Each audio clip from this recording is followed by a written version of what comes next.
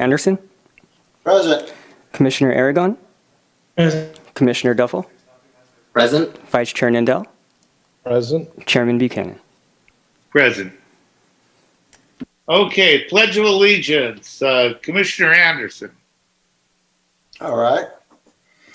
The Pledge of Allegiance. I pledge allegiance to the flag of the United States of America and to the republic for which it stands, one nation under God, indivisible, with liberty and justice for all.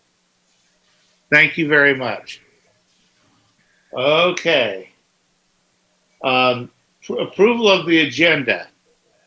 May I make a suggestion as chair that we flip items 6 and 7 because item 7 has a huge number of, or item 6 right now has a huge number of speakers, and if we flip the two, making that item number 7 and the appeal number 6, things will probably go a lot quicker, and we'll be able to get, people who are watching in, which it looks like there's probably quite a few, that we could streamline things ever so slightly. Not a lot. So, does anybody have an objection to that? No. Can we have a motion to approve the agenda with the change? Commissioner, I'll make that motion. Okay, thank you, Mr. Duffel. Do we have a second? I'll second it. Thank you very much. Okay, with that, we need to do a voice vote, I believe, don't we, Gerald? Yes, roll call vote. Commissioner Anderson, Aye. Commissioner Aragon, Aye. Commissioner Duffel, Aye. Vice Chair Nindell, Aye. Chairman Buchanan. Aye. Motion passes. Thank you very much.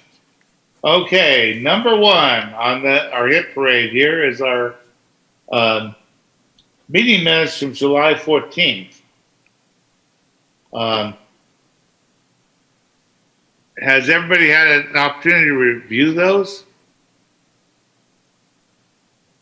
Yes. Okay. I think we're looking for a motion to approve. It's Commissioner Duffel, so move, Mr. Chair. All right, do we have a second? I'll second it. Thank you. Okay, with that, I think we have to do another voice vote. Correct. All right. Commissioner Anderson, I'll pass since I did not attend that meeting. Commissioner That's Aragon, correct.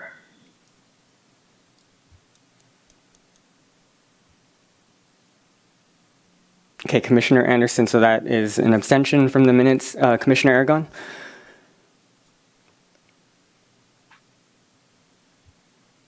Aye. Commissioner Duffel, Aye. Vice Chair Nindell, Aye. and Chairman Buchanan. Aye. Motion passes. Thank you very much. Okay, let's move on to item number 2, which is an application DP 20-15. Mr. Chair, we do have one person for non-agenda public comments. Oh, I apologize. You're exactly right. Yeah, let's go to public comments. On non-agenda items, you have 3 minutes. So please state your name and their city of residence.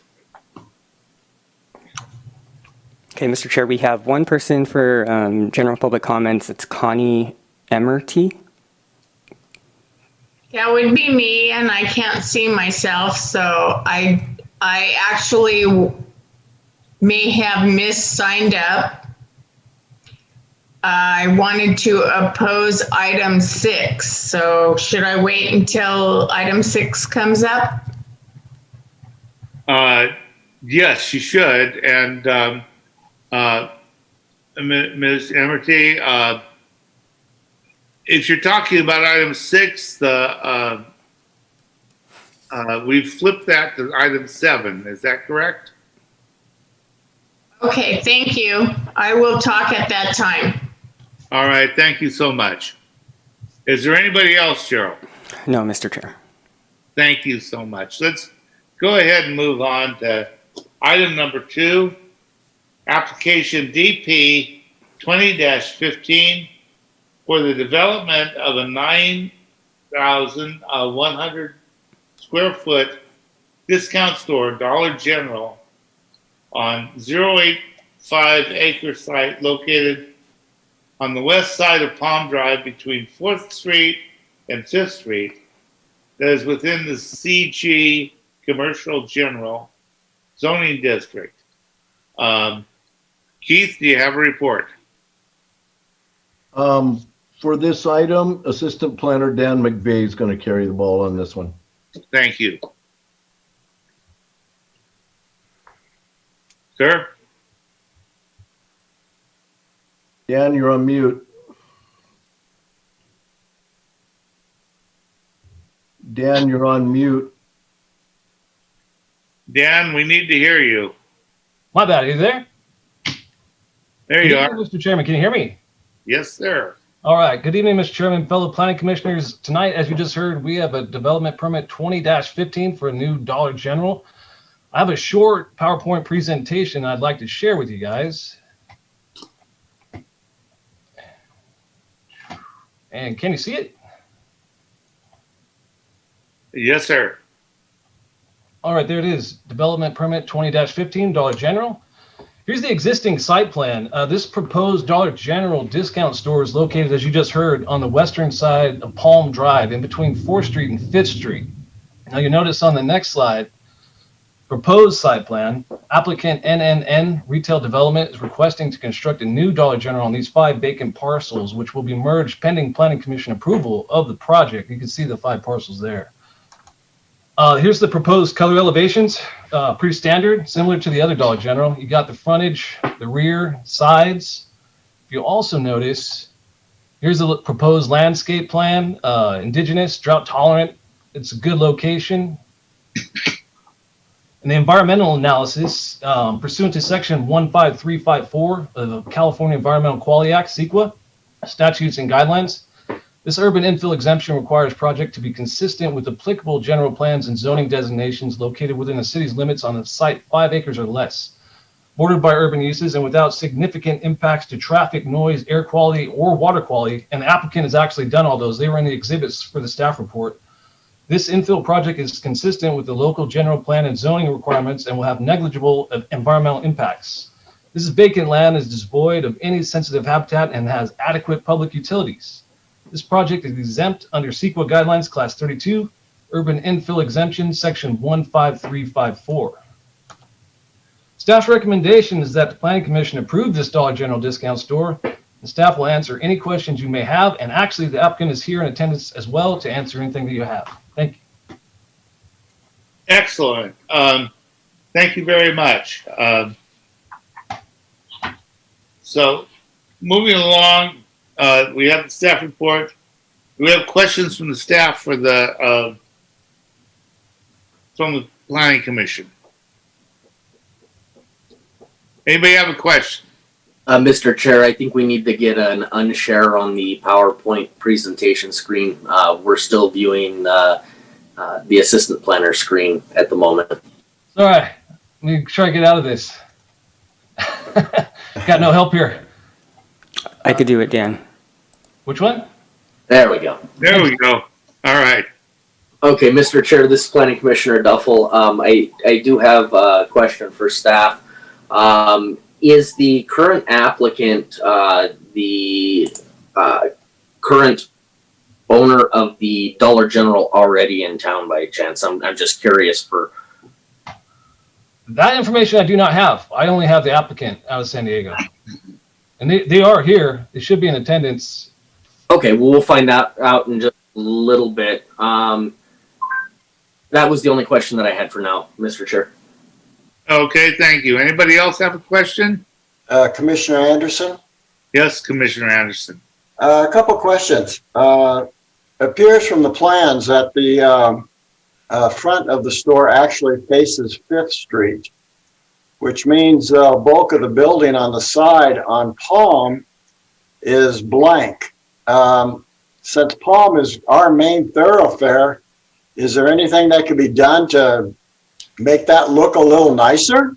Well, there will be a very good monument sign put up there. Going to have good landscaping. I wasn't there in the meeting when the department met with the applicant, and then this is how they could fit it in there. And like, I don't think it could sit the other way. So this is how it showed up. I think it looks good.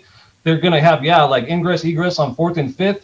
But I think they're going to make sure that Palm is clean. It's going to have good landscaping, as you see, and it won't be, dark. It's going to be well lit. And like I said, I think it's a good spot. I mean, I understand the location because of the way of the lot.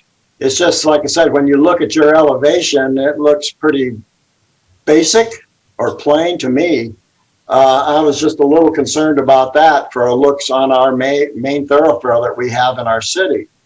One other question was, when I was looking at it, I'm looking at this wrong, but it was showing an ADA access running all the way along the building on Palm down to the sidewalk. That's true. Do they not have a way of getting the ADA folks up there on the front where the parking is? They have to go all the way around? I believe you guys could add that as a condition of approval, and the applicant can also respond to that. But if you need to have that in there, we can definitely have that addressed. It just seems like here again, we're trying to accommodate somebody with ADA problems or situation, and we're making them walk half the distance of the building. That seems kind of out of... Yeah, I hear you. Yeah, but when the applicant met with the city, I wasn't in that meeting. So when it was designed, I can't speak for that time. But if like there's something we could put in there, I mean, I'm sure they'll be open to that. But that's for you guys to decide. Okay. I think it should be an access at the front of the building where they're actually parking, where the handicap parking is, so they don't have to go down to the street level, walk half the building, go up, and then walk half the building back. Very understandable. Hey, anybody else have questions for the planning commission? Or the planning department, I'm sorry.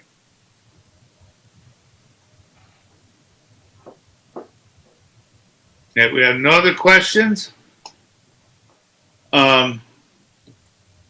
Jim, did you have a question about signage, or did you? I did not have a question about signage. My initial thought was I was hoping it would be a more attractive building than Dollar General buildings generally look like, but that was my only concern. Okay. Okay, with that, if there are no further questions of the planning department, I'm going to go ahead and open the public hearing. And do we have testimony from the applicant? Do we have the applicant? Yes, Mr. Chair, give me 1 second. Thank you.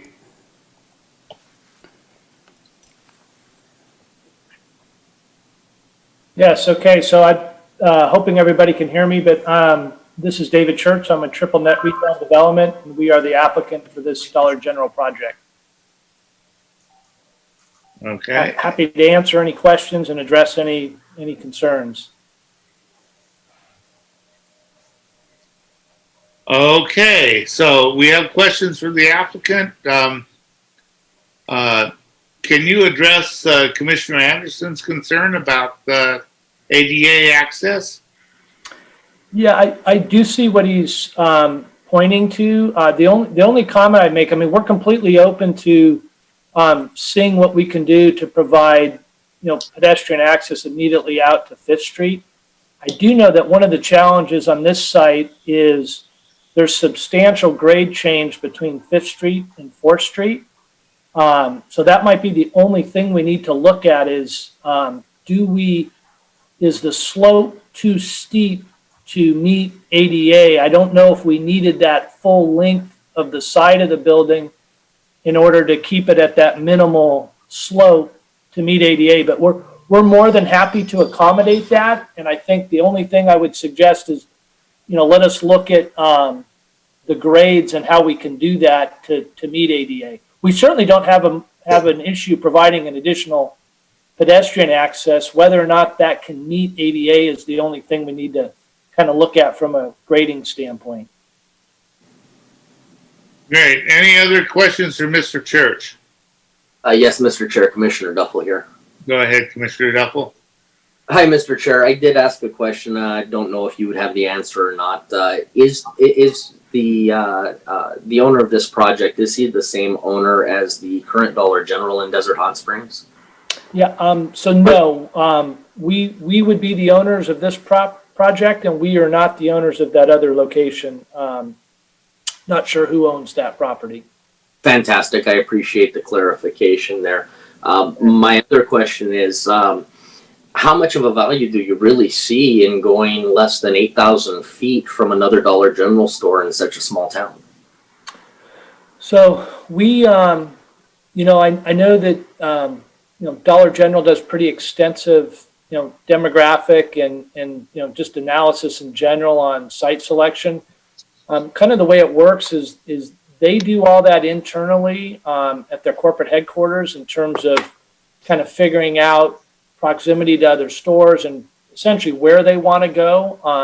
And then they present that to us as one of their preferred developers, and we have to try to go get as close to the point that they identify. So, they felt like there was a need in this northern part of the city, and they're, very much driven by convenience. So they felt like, the sales and the operations on the store to the south was performing well enough that they felt the need that this store up here would be, appropriate and make sense for them. Thank you very much for the clarification. I appreciate it, sir. Thank you. That Thank you, Richard. Next, anybody have something? Commissioner Anderson. Sure. Back to the other question, I appreciate about the ADA, and if there is something they can do for it, I think that would be very appropriate. And just to Mr. Church, what about something on the side of the building to dress it up? Is there anything you can do? So, in looking at that, again, a couple of things that sometimes don't always pop out, in a color elevation, and particularly looking at it on a computer.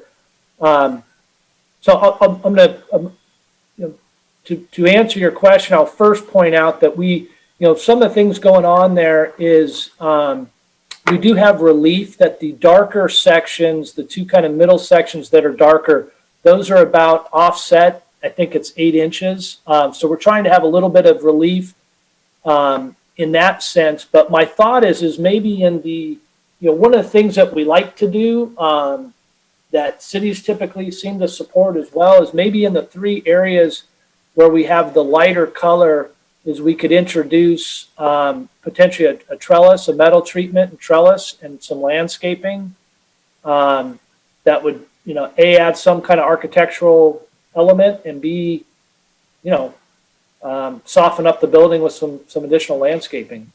I like that idea of softening it up a little bit.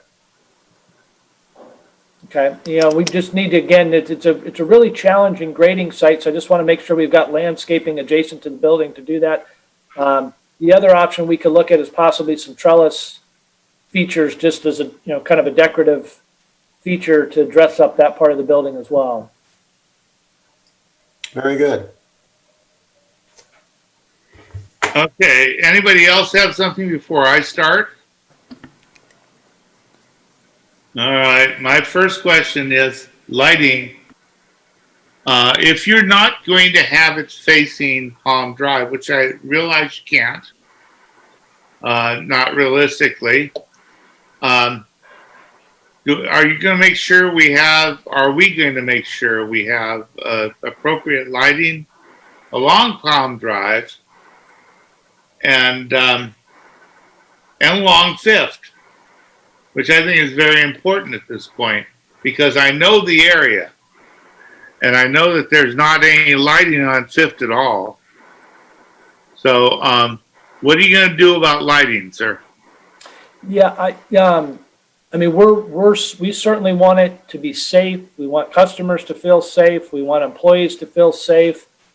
Typically, what we'll include in our architectural drawings is a photometric survey of the overall site, and so we're happy to have some kind of language, maybe as a condition of approval, that we work with staff and the engineering department, whoever would be the appropriate person at the city, to just ensure that there's adequate lighting and that the city has the ability to review and approve a final photometric that includes the placement and kind of lighting that we'll have on the project.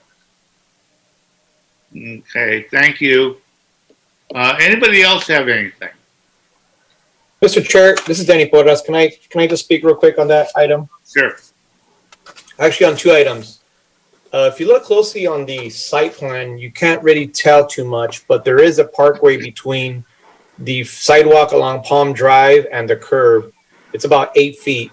That area can also be used and is required to be landscaped as well. That could be a feature that hides a little bit of the building. You could add some short, medium shrubs, any palm trees, whatever it is. That would also help add a little bit more landscaping to the side of Palm between the curb and the building itself. And I don't think that's shown in the plans. So just wanted to give you guys a heads up that area is not shown as on here. So that will definitely help the aesthetics from Palm Drive. The second one is we do have a conditional approval for the street improvements, and those require street lights based on our city standard. We do have our standard for intersections and for distances between our city standard lights, which is 150 feet offset.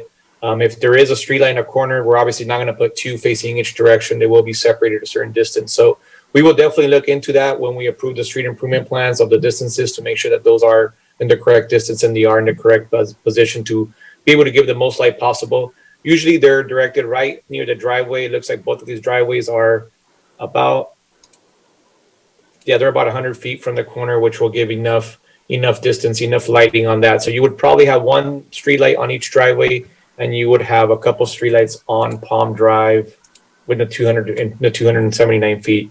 So there should be adequate lighting when we do complete the plan check at the end of the project. Thank you. Thank you. Appreciate that. Anybody else have anything? Okay, well, if we don't have any more questions of the applicant, then we're gonna open the public hearing and take testimony. Well, we've already done that, but take testimony from people who are opposed or in favor of or neutral on this issue. So do we have any speakers, Gerald? We have one, Russell Betts. Okay, thank you, Mr. Betts. Thank you, Mr. Chairman. Can you hear me? Absolutely. Great. I just had a couple of questions. I don't know how much of this comes to the council or doesn't. I think you guys get a crack at this and the council doesn't end up getting that. So I know one issue has come up with the prior Dollar General was the signage down there that was allowed on the building was a can sign rather than channel letters. And if you go look up at Morongo Valley Dollar General, they use channel letters, which are to our code. So I'm hoping that staff has picked that up and that the commission is also has an eye for that and requiring the proper signage on the building, being channel letters, not a can sign. And then the other thing, I just happened to come across the dumpster, and we've had some issue with people getting into the dumpsters, and the business is having to go to extraordinary measures now to keep people out of the dumpsters at night. And I'm hoping that the commission will address that issue regarding any construction of a dumpster, that not just be the standard doors that open, that it be secured so that nobody can get in there except the employees. And I'm looking at the drawing here and I don't see that detail, but I haven't looked that closely. So to get my 2 cents worth in when I normally don't get to, I'm availing myself of this opportunity, and thank you for the time. You're quite welcome, Council Member Betts. Although I know you're speaking as a citizen and not as a council member at this point. Thank you.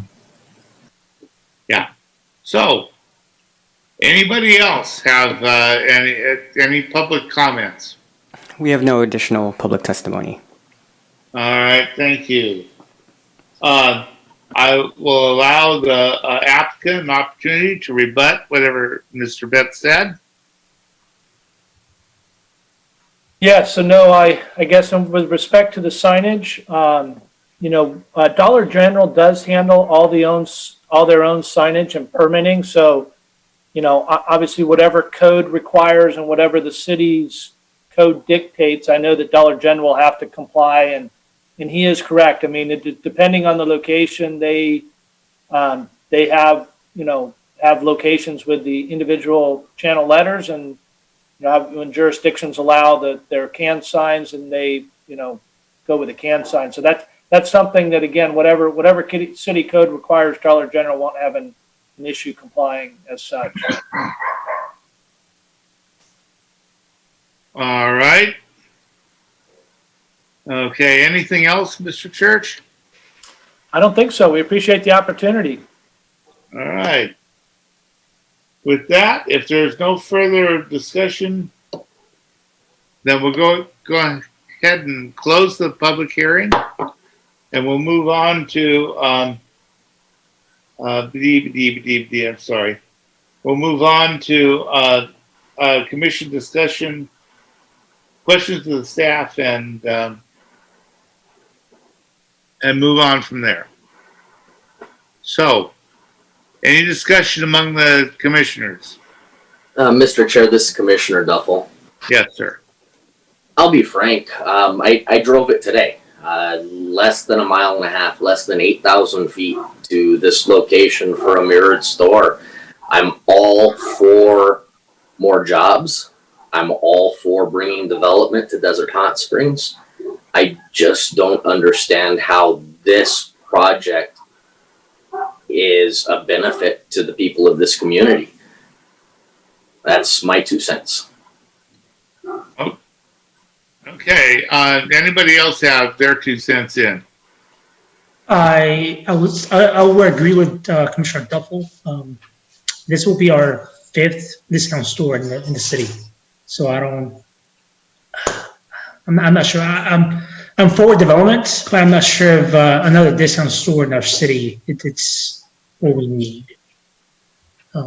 Again, I agree. Development is great, creates more jobs, but again, it's just the type of jobs they'll be creating. Okay. Anybody else? Mr. I Chairman? would agree. I don't, I feel the same way. We want business in the city, of course, but I just don't see how this store adds any value to the city. It's not contemporary. It's not the dollar stores are just not attractive to me. And we've got how many? I'm just not really excited about it. I'll put it that way. Okay. Anybody else? Mr. Anderson, do you have something? Well, a couple things. One, in the application, it states that there will be channel letters on the sign. So it's already in the application for that matter. The other is, I understand what everybody's saying, and I question the fact that the Dollar General was in there also. Talked to a few folks, though, and they're looking forward to having something at the north end of the town that they can go to without having to run down all the way to Vaughn's and everything. So I don't know. Okay. Can I speak now, or does everybody have a chance? Mr. Chair, I'd just like to make a clarification for myself. I'm not necessarily opposed to a discount store or dollar stores. I just don't, like I said, I just don't see the benefit of having a Dollar General less than 8,000 feet from another Dollar General. I agree with Commissioner Anderson. Having a store like this at the north end of town would be great for the folks at the north end of the town, especially if it was somewhere a little closer to, say, Mission Lakes Plaza in that area. But having it within literally within 8,000 feet of a duplicate store, I just don't see it being feasible. Oh, that's all I have, Mr. Chair. Thank you. Okay. Well, I'm afraid, Mr. Duffel, I'm going to argue against you guys on this one. And my argument is this. North of Pierson, we only have one place for anybody to get any kind of food at all. And it ain't much. And that's the 7-Eleven at 8th and Pierson. And it has very little to offer.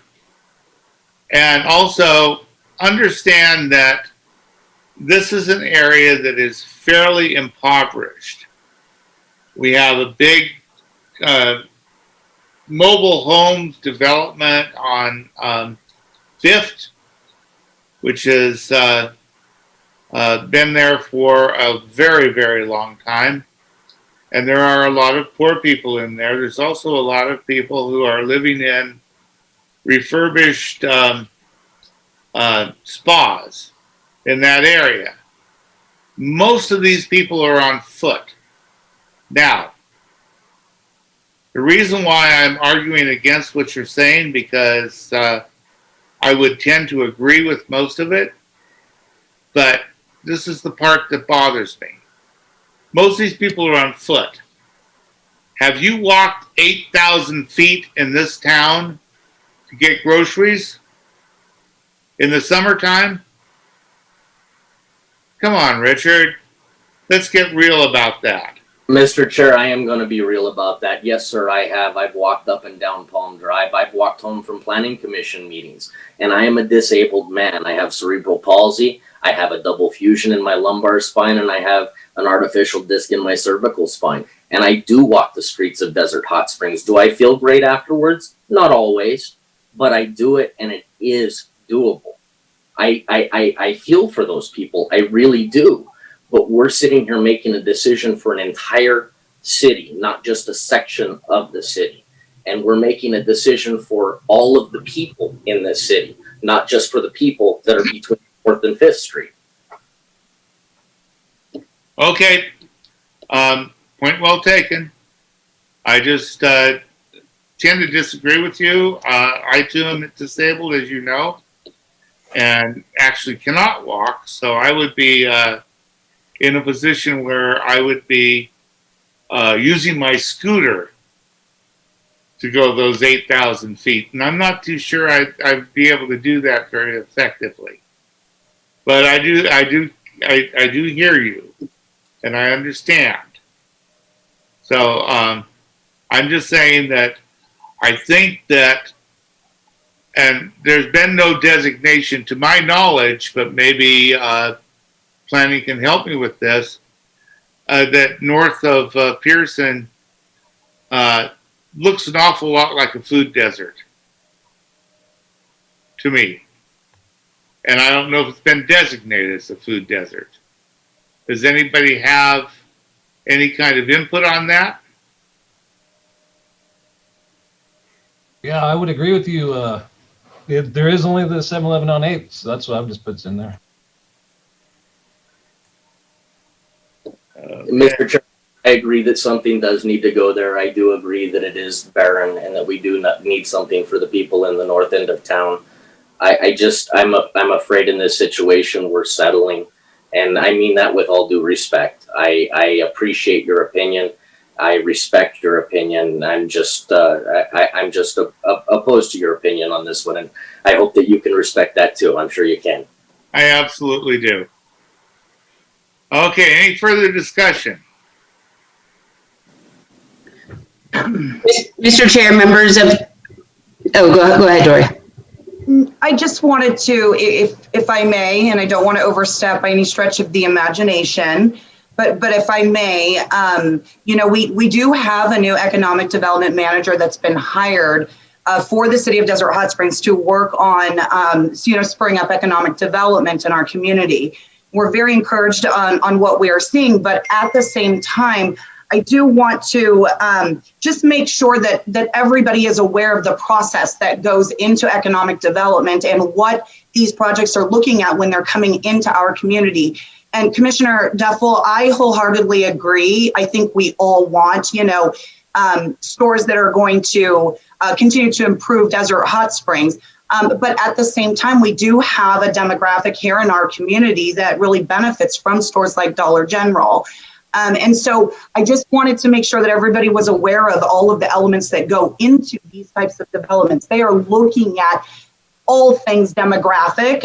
They're looking at median income. They're looking at rooftops. And so, well, I, again, agree with Commissioner Duffel in the fact that, we want to see other types of stores come into the community.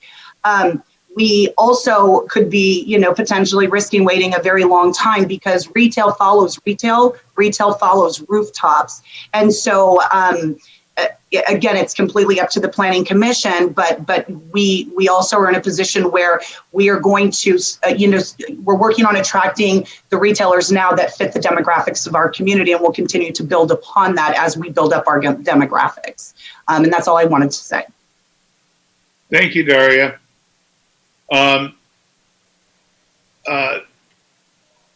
Jennifer, do you have something? The only thing that I was going to add is should the Planning Commission, whoever makes the motion, and if it were to, the motion be to deny, we would need very clear findings, which are reasons for the record, so that it's understood why the Planning Commission would be denying the project, if that's the way the Planning Commission would like to go. So far, the findings that I have heard, I've pretty much heard one major one, which is this Dollar General is too close in proximity to the other Dollar General. And the other finding, maybe there's another one, and I could be misspeaking, but is the fact that whomever I think was Commissioner Duffel was saying that they would like to see maybe a different kind of retail. I'm not there's no swaying anything like that. We just need to make sure that for the record, just like we currently have in the conditions of approval and all of the findings in the staff report for approval, should the commission decide to go the other way, we would need findings for denial. And also, for the record, either way the Planning Commission decides, it should also be known for the record that this matter can be appealed to the City Council either way. Thank you. Thank you very much. Anybody else? Okay, I'm going to ask the question, do we have a motion? Mr. Chair, I would like to present a motion to deny application DP 20-15. Findings are it is too close in proximity to a currently open and operating Dollar General. Does that cover it, City Attorney? The findings would be up to the Planning Commission. It's best to have obviously as many findings as possible. The reason why is because when we're dealing with land use issues, we need findings that bolster and support the Planning Commission's decision either way. So if that's the only if that's the only finding that you would like in the record, it may or may not suffice, but that's why we have several findings that were made in the staff report, but it's completely up to the commission. Well, I guess I'm going to remake the motion. The motion is to deny application DP 20-15, and the reasons for that is the proximity issue. It's within 8,000 feet of a currently open and operating Dollar General, as well as, I'm sorry, Ms. Mizrahi, can you help me with the verbiage on? Sure. So the things that I've heard so far are proximity, and the other thing that I believe I heard was I think it was you that stated that I guess this another kind of development would be needed in that northern portion, but It was, crazy. I remember it was Mr. Aragon had said that, it was an oversaturation, so I wanted to make sure that I included him on that as well. So the motion would be to deny the application for the proximity being within 8,000 feet of a currently open and operating Dollar General, as well as to cover Mr. Aragon's concerns, oversaturation of that particular type of business. Okay, do we have a second? I'll second. Currently vacant into another site which is currently vacant. Am I hearing that correctly? So they are currently in operation at 11555 Palm Drive, and they're just trying to relocate to the Pierson location. Okay, thank you for the clarification. I misheard. You're welcome. Okay, Patricia, I have a question for you. Refresh my memory because I am old. But, not that old, obviously. But didn't we have a discussion about this property, several months ago, maybe a little over a year ago, where it was going to become a dog spa? Yes, we did have a doggy daycare that was approved at this location, but they have since moved to a different location. Within the city? Yes. Okay. All right. So this property is vacant. I'm familiar with the property. That's fine. Yes, it's currently vacant. All right. So, anybody else have anything? Okay, moving right along. Let's open the public hearing and take testimony from the applicant. Is the applicant present? Yes. All right.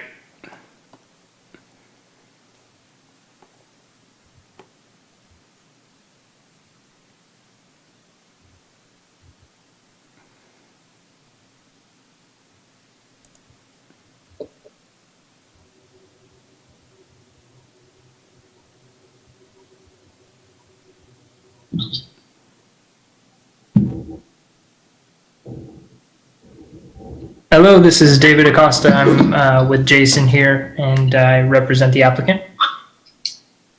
Okay. Hello.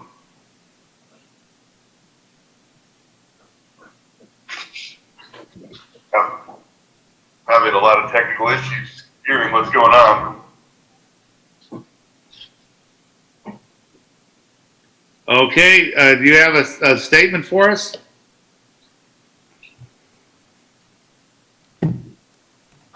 We just like to move locations. We're having a hard time with the current landlord, and he wants to raise our rent to an excessive amount.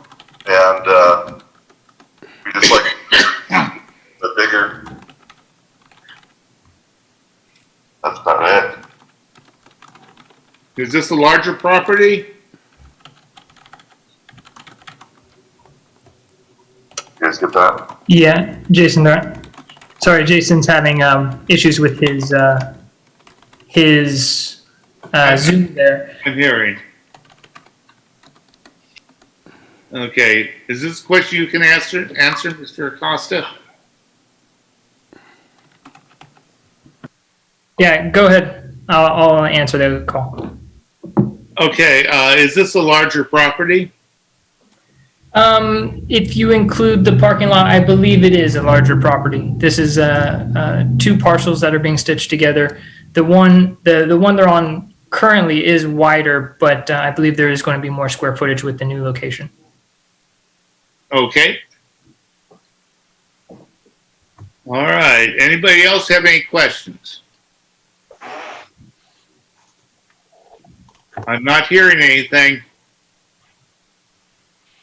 So, with that, take public testimony. Do we have any public testimony on this? We have one person, Jason Foster. Is that your Jason, David? Yes, it is. Oh, I'm sorry. Maybe he got it somewhere. Okay, then we have no public testimony on this item. Okay, thank you. So there's nothing else. There's no rebuttal to nothing. So we can close the public hearing and move on to discussion. Any discussion on this item?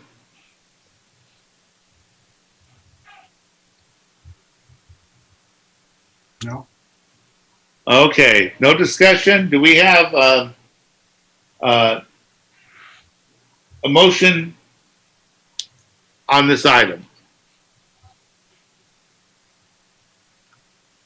It's Commissioner Duffel, Mr. Chair. I'll go ahead and make the motion to approve. Okay, do we have a second? I'll second. This is Commissioner Anderson. Thank you, Commissioner Anderson. Okay. Any further discussion? Okay, with that, let's go ahead and vote. Commissioner Anderson?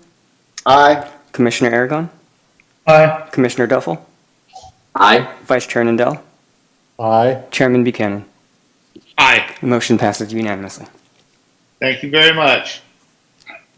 Okay, it's almost 7 o'clock, but I'm going to go ahead and move on to how long is item number 4 going to be, Doria? Well, it just depends on how long you all want to discuss it. It is a comprehensive item for a new cannabis license type. Okay, what I'm going to do is call a 5-minute recess so that everybody can take a little bit of a break. And then we'll come back in 5 minutes and we'll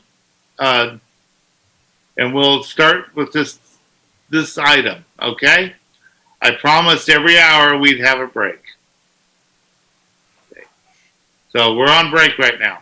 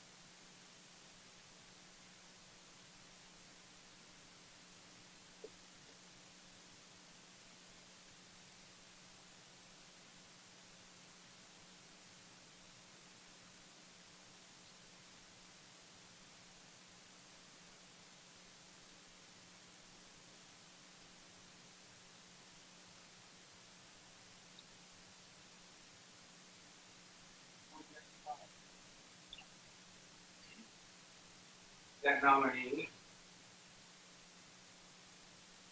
What nominee?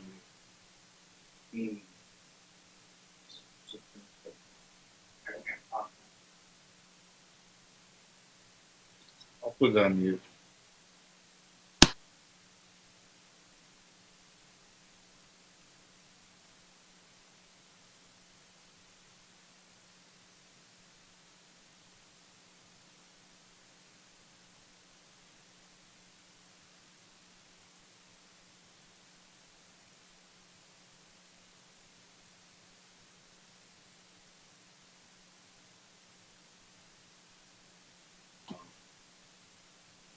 Is everybody back?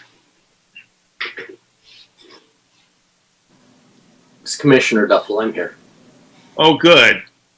Okay, I see Patricia. I see pretty much everybody. There's Davey. Okay, we're good. Okay, with this, we're going to go ahead and continue the meeting. Item number 4, an ordinance of the City Council of the City of Desert Hot Springs, amending certain sections of Chapter 17, .180, allowing and setting parameters for marijuana entertainment facilities. Doria, do you have a report? I sure do. Good evening, Commissioner Buchanan and members of the Planning Commission. I'm happy to be before you. It's been quite a while. So as Chairman Buchanan mentioned, we are here to discuss an ordinance of the City Council amending certain sections of Chapter 17.180, allowing and setting parameters for marijuana entertainment facilities. This is a very comprehensive ordinance, so please forgive me as I go through this in depth. So Desert Hot Springs is a charter city organized pursuant to Article 11 of the California Constitution. Chapter 5.50, Medical Marijuana Facilities Regulatory Permit of the Desert Hot Springs Municipal Code establishes standards for granting permits to marijuana facilities within the city. Chapter 17.180 of the Municipal Code establishes zoning regulations and development standards for marijuana facilities, as that term is defined within the city. Currently, the Desert Hot Springs Municipal Code only allows cannabis retail sales within the commercial districts of the city and refers to such establishments as storefront retail facilities. Per the Municipal Code, storefront retail facilities are allowed in commercial zones with a conditional use permit and a regulatory permit. The last several months, the city has been contacted by several cannabis developers who wish to build cannabis-friendly entertainment facilities. Currently, the Municipal Code does not allow for cannabis entertainment facilities. So as such, review and approval by the Planning Commission and City Council is necessary to move forward with the proposed ordinance to amend certain sections of Chapter 17.180 to allow and set parameters for marijuana entertainment facilities. So what is a marijuana entertainment facility? So we have defined that as any facility or location, the primary function of which is an entertainment use. And that could include anything from a movie theater to a bowling alley, a concert venue. The main portion here is it has to be an entertainment use of some sort. And at least one other of the following uses: a storefront, retail facility, and or an on-site marijuana consumption venue. So just again, to reiterate, at its base, it must have an entertainment use, and then they would have the ability, as it's currently proposed, to add on at least one, but they could add two of the other uses: a storefront retail facility venue. This is being proposed to be permitted in any commercial district except the commercial downtown district and industrial district or mixed use corridor district in the city. And I also want to mention that the original staff report did have certain sections that have since, in talking with some of these developers, we've since, we want to make some changes. So I'm going to go over that so as not to confuse these items, what those changes will be. So the marijuana entertainment facility's primary function shall be an entertainment use and must include, as I mentioned, an entertainment use, a storefront retail facility, which facility would comply with all terms and conditions in this chapter, including all state and local laws, an on-site marijuana consumption facility, which shall comply with the following: on-site marijuana consumption area within the confines of the entertainment facility shall only be attached to any storefront retail facility via a non-public secure passageway and must be located on a separate premises and otherwise comply with all state and local laws. In addition to off-site sales, a storefront retail facility attached to a storefront entertainment facility may sell marijuana product for on-site consumptions only to be consumed within the marijuana consumption area. Such on-site sales must be done and consummated by an employee of the entertainment facility via a menu only. Any marijuana containing product not fully consumed on site shall be properly packaged for the patron to take off site. And the smoking, inhalation, consumption, or ingestion of cannabis or cannabis products shall not be visible from any public place or any area where minors may be present. So that was a lot of description of what shall and shall not happen, but let me give you an idea of what one of these concepts is. And we do have the applicant here that can expand on this a little bit more. So in his particular circumstance, he has what I will call a House of Blues type concept that he wants to open up here in the city. And so in order for this to work, there needs to be a retail component that's attached to this. And so that's where you hear the storefront retail component come into play. The storefront retail portion of the facility, in this case, would be both an outward-facing facility that could sell to outside individuals coming in, but it would also be an inward-facing facility in that employees of, in this case, the House of Blues type venue would go by menu to various tables within the venue with a menu, gather orders, and then the employee would be the one to go and get the cannabis product and then serve it to the guest of the entertainment venue. And then, of course, the consumption component would allow said customer to then consume the product there on site while they are engaging in whatever entertainment is taking place on the site. I gave you an example of this particular individual. There are a couple other projects that are already lined up hoping that this will go through that would utilize similar concepts, but I just wanted to give you a real life example of what this would look like. The way that this is drafted before you, this would require a conditional use permit and a regulatory permit, which is consistent with all of our other cannabis facilities. The marijuana entertainment facility would need to comply with all local and state law as it pertains to any and all uses at all times. And then the storefront retail portion of this facility and or the on-site marijuana consumption portion of the facility would also be another revenue source for the city. We would be able to collect retail cannabis tax from that portion of the facility. With that said, that does conclude my staff report. I know this is a very comprehensive ordinance, so I'm happy to answer any questions. And as I mentioned, I do have one of the proposed projects here listening in, and he may be able to answer, some questions on how he would implement an ordinance of this type. Thank you, Daria. We can do that during the public hearing because that's kind of the way that works.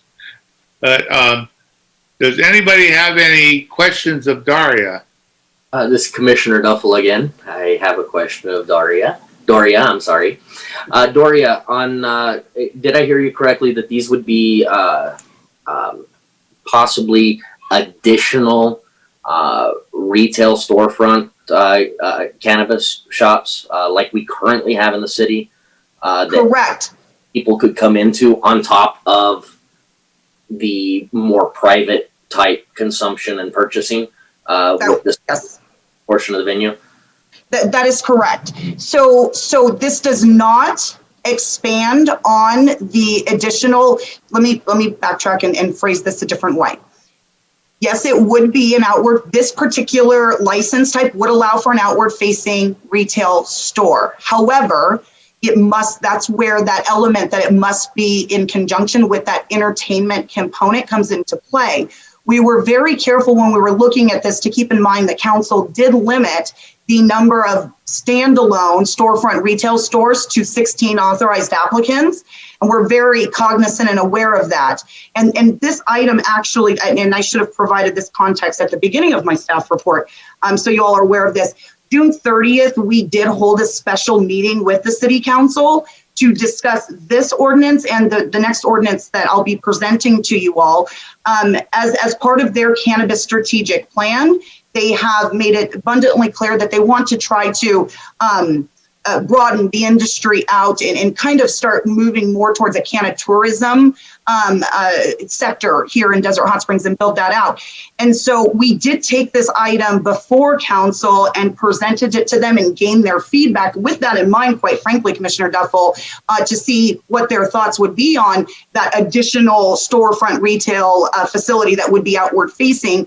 And they were in favor of us bringing it forward and did not make any modifications to that particular section. But to answer your question, yes, it would be outward facing, inward facing as well. Fantastic. And thank you, Dory. I have been watching this since the special meeting. I've been paying close attention to it. I knew it was coming to us, and I'm very excited about it. And I know one of the other issues that I was going to raise a question to, but I didn't have to because you've already answered it. The council was also very concerned about the brown bags, if you will. I know that was a big topic of discussion. And you also clarified that for me, so I didn't have to ask. Thank you very much. Appreciate it. Hey, anybody else have a question? Commissioner Anderson? Sure. One question. I think the House of Blues or entertainment like that sounds fantastic. You use it as an example of a movie theater. We're not thinking of doing that with a movie theater, are we, if we ever got lucky enough to have one? Well, I don't make those determinations. That would really be a call for the Planning Commission and City Council. But I will say, and I should also say that these obviously would be capped at 21 years and older. So these would be, projects that would only be allowed for adults to entertain themselves at. But with that said, we did have a concept come before us. Somebody was potentially looking at doing a bowling alley for folks 21 years and older with a consumption lounge in it. And so I wouldn't say a movie theater is completely off the table. Clearly, it would need to be 21 years of age or older. But that would come for you all for review and approval. I wouldn't make that determination. Okay, so it'd be 21 or older for the bowling alley or movie theater, no minors allowed. Correct. Any and every place that cannabis is sold, consumed, where it is part of the overall location, it is capped at 21 years of age or older. It's just that when you hear the word movie theater, you think of younger. You sure do. I understand that. Not to mention bowling alley. Okay. Anybody else before I start in? Mr. Chair, Commissioner Duffel, one more time. Of course. On the on what Commissioner Anderson was talking about there, these facilities would have to be entirely 21 and older, or say a movie theater came in that wanted to do this, and all of their inward-facing cannabis uses were, even though connected and on the other side of a locked door, would that entire facility have to be 21 and older? Or would the facility be open to anyone of any age and anyone beyond that point where all the cannabis sales take place on the inward-facing part of the development? They wouldn't be allowed past that point. Right. So that actually is a really good question, because we've had these conversations with a potential developer. So I'll throw out another concept that was discussed with us, and it is actually the same individual that was talking about the bowling alley.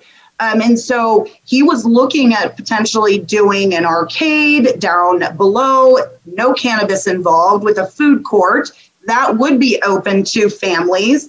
And then on a top floor, far enough away, was where he wanted to put the consumption lounge with a completely separate entrance exit, so that it was capped at 21 years of age and older.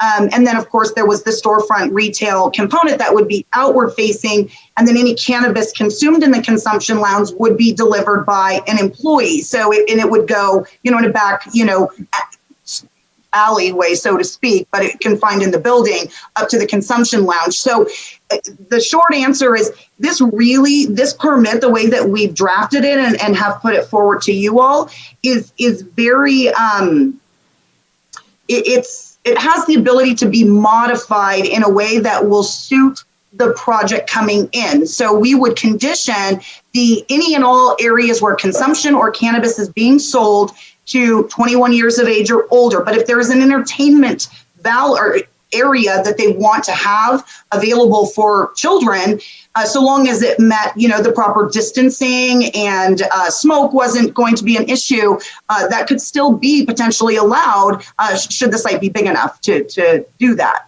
A good example maybe would be, and correct me if I'm wrong, I know we have a couple of cannabis storefronts that are directly attached to a convenience store. Correct. Even though the minors aren't allowed to go into the dispensary, if you will, they can go into the convenience store. And if the same owner happened to own both of them, he wouldn't have to regulate those people out of his convenience store just because the dispensary is attached. Perfect example. Example. Very good. Thank you. Okay. I have a couple. If anybody else has anything, I'd like you to go first before I chime in. Anybody? Okay. Alcohol. Not allowed. I believe it's not allowed. Correct. Now, the question I have is what Commissioner Duffel just brought up. Okay, you have a convenience store over here, and you have your cannabis place over here. Can alcohol be sold in the convenience area? So all of these facilities would need to comply with state law, and state law is very clear that they cannot occur on the same premises. And that's how we've defined it. And we refer to state law within the ordinance. Now, should state law ever change, that is also, something that's built into the ordinance, but we do refer to state law specifically for that reason, Chairman Buchanan. That's a perfect question. Thank you. That way we haven't exactly turned into Wild Wild West so far. Okay. I have one more, and that's, first of all, I just don't see the practicality of most of this stuff. I am a big fan of the House of Blues. I used to hang there quite a bit on the one at Michigan Avenue in Chicago.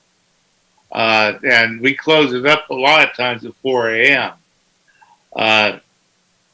It's a good concept for a big city.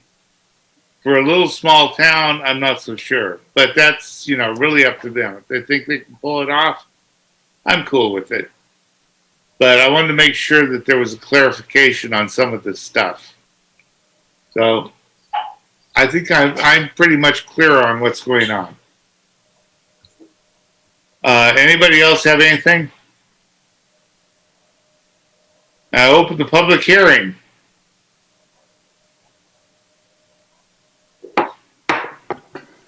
Okay, anybody, I don't suppose we have, do we have the applicant here? I believe Mr. Berry is here. Would we need to open for public comment? Sure. Yes. Would Mr. Berry like to make a statement?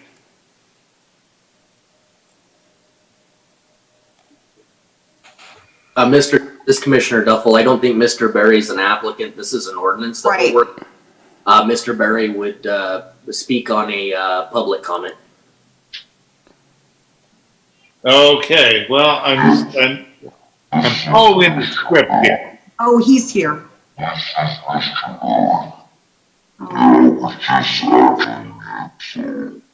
can see that Mr. Berry's trying to speak. We may be having some audio issues with Zoom, Right. unfortunately. Yeah. But Richard, I believe I need to follow the script, okay?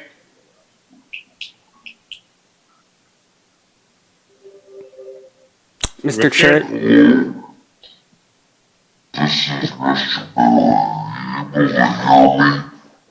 Mr. Berry, it appears as there is technical issues still. We do have another person that would like to speak on this item, Paula Smith. Perhaps we can jump to her first, and then we'll go back to Mr. Berry. Go to Paula Smith and see if we can pick up Mr. Berry.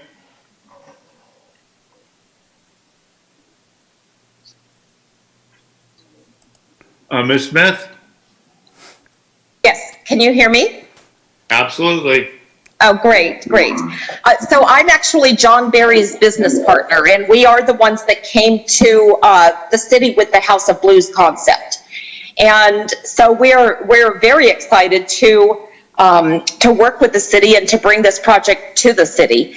We did have a couple of items that we were looking for clarification on wording, but I believe Doria actually addressed our concerns.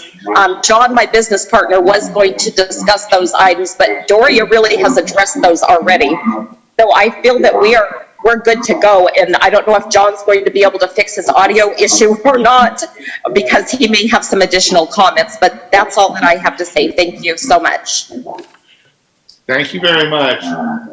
Mr. Berry, can we pick Mr. Berry's audio?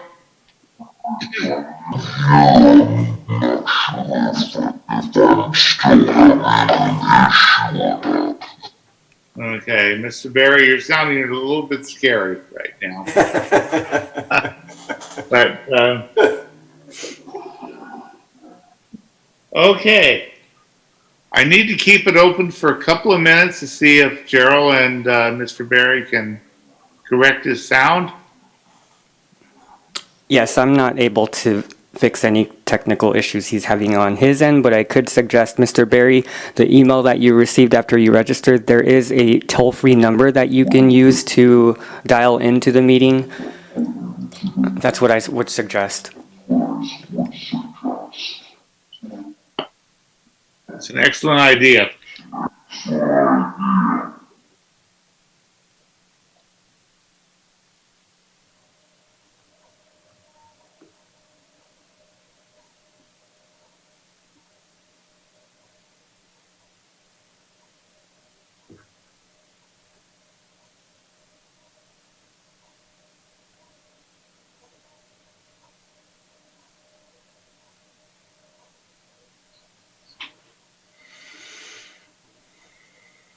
Okay. Okay. Obviously, I'm having some problems. Okay, Mr. Chairman, I do have John Berry here on speaker if you would mind hearing from him that way.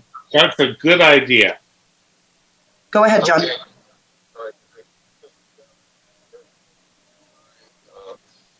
Yes, we are. Can you hear him? Yes. Are you able to hear me? Yes, they can. Go ahead. Okay. We are the developers of the planning project that in Desert Hot Springs. As my partner had indicated, Daria has pretty much covered everything that we had concerns about in the initial draft. But there was one other area that I did want to bring to attention, and that was one of the things that we had actually suggested or discussed with regards to the draft ordinance in section C10. And that was... He was not registered as a guest. And I'm going to be very comprehensive again in all of these items because I think it's important. The proposed ordinance would allow marijuana hotel facilities the ability to operate in the following fashion. Permitted locations. Marijuana hotel facilities shall only be located in any commercial district excluding the downtown commercial district mixed-use corridor district, and visitor serving mixed-use district of the city. Marijuana hotel facilities shall not allow any on-duty employee to consume any marijuana or marijuana products on the premises, admit entry into the premises, including both indoors and outdoors, any person who is under 21 years of age, sell, serve, or permit the sell or serving of marijuana or marijuana products to persons other than patrons, so registered guests. They may not distribute any free samples.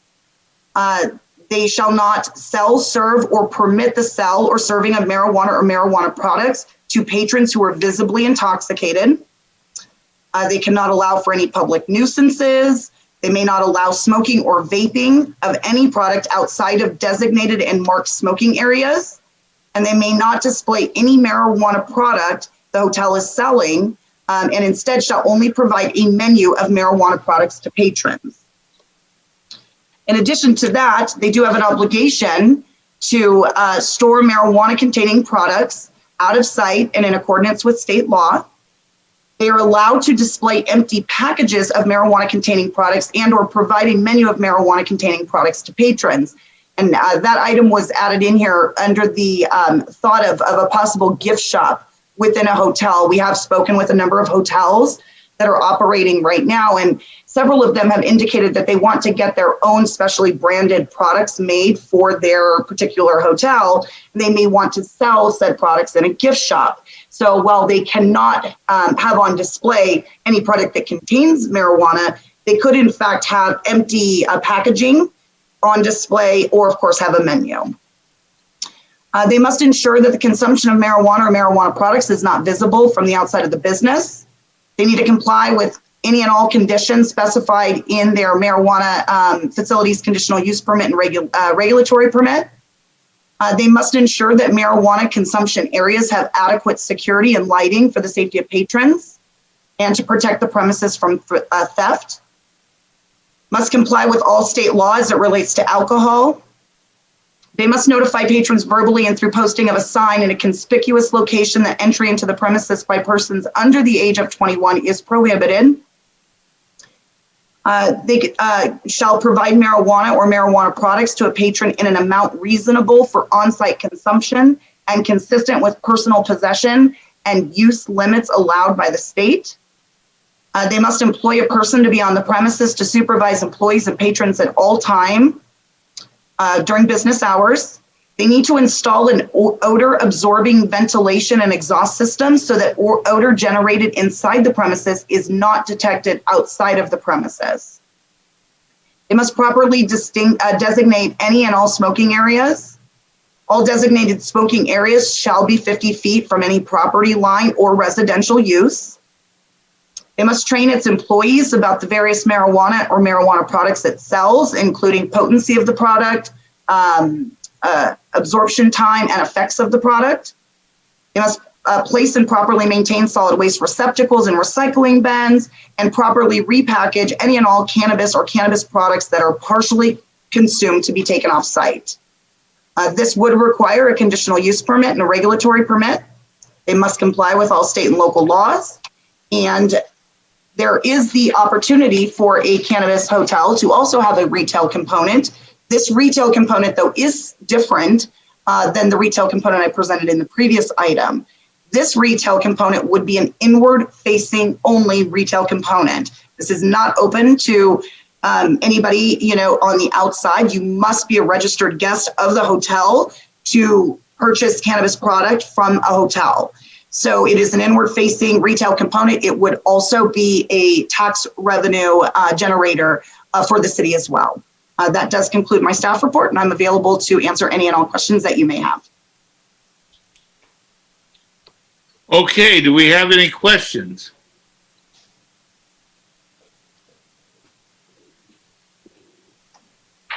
Commissioner Anderson. Thank you, Commissioner Anderson. Go ahead. Doria, have some of our spa hotels expressed an interest in this? Absolutely, yes, they have. So we actually have a hotel that is a cannabis-friendly hotel right now that is operating. They found the loophole, which is that they have a private property that they are allowing consumption to occur on. They do not have a retail component. that is where this license or permit would come into play. But yes, we absolutely have had many hotels express interest, Two Bunch Palms Resort being one of them. I've talked extensively with Erica Chang over at Two Bunch Palms. They're very much looking forward to this. And then we have other hotels that have approached the city and are very excited about this possibility, just Canada tourism in general. They see it as a logical evolution of the cannabis industry here in the city of Desert Hot Springs, while also staying true to our Spa City heritage. Thank you. Absolutely. Okay, anybody else? I have a quick question.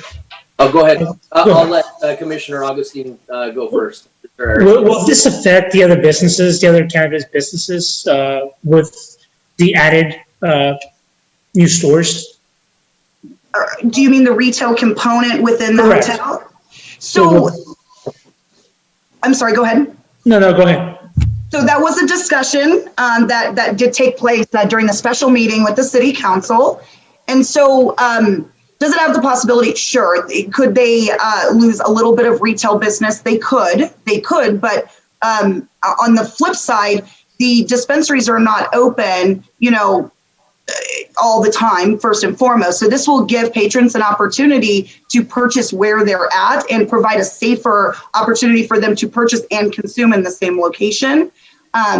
They also will have, and this is where the big standalone came to allow the retail component.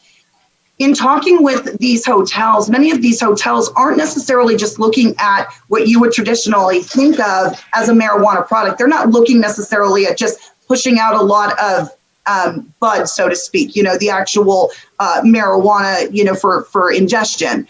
A lot of these hotels are actually looking to curate items that would be utilized in a lot of their spa treatments. So utilizing CBD oils and different components along those lines. And they want to specially curate those items, brand them for their unique hotel, and then be able to utilize them during spa treatments and then sell them on site. You won't be able to get that if they are forced to go through a local dispensary. These local dispensaries aren't obviously going to have these specially branded products. So to answer your question, sure, is it going to have the possibility of taking away some of the tourism retail component from the local dispensaries? It may. I would venture to say the majority of the retail that does take place in the city, though, is coming from residents. And not so much the tourism side of things. So we're looking at this as a way to expand tourism, expand retail sales, and quite frankly, an opportunity for additional tax revenue for the city as well. Okay, thank you. You're absolutely welcome. Okay, who's next? I was going to go, Mr. Chair, but my question was just answered, so I don't need to. All right. Okay, I don't have any questions on this one. Everybody had an opportunity to speak? Splendid. Okay. We have a motion on this one. Mr. Chair, did we open the public hearing and take any public testimony? I don't think we did. I'm sorry. Okay, we have one person, it's Mr. John Barry. Okay, let's go with the public hearing. Okay, Mr. Barry.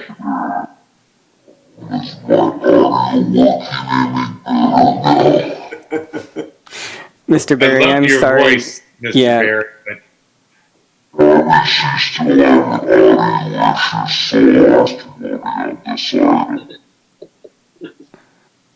Mr. Barry, if I can suggest calling in by phone, I can read out that phone number to you right now.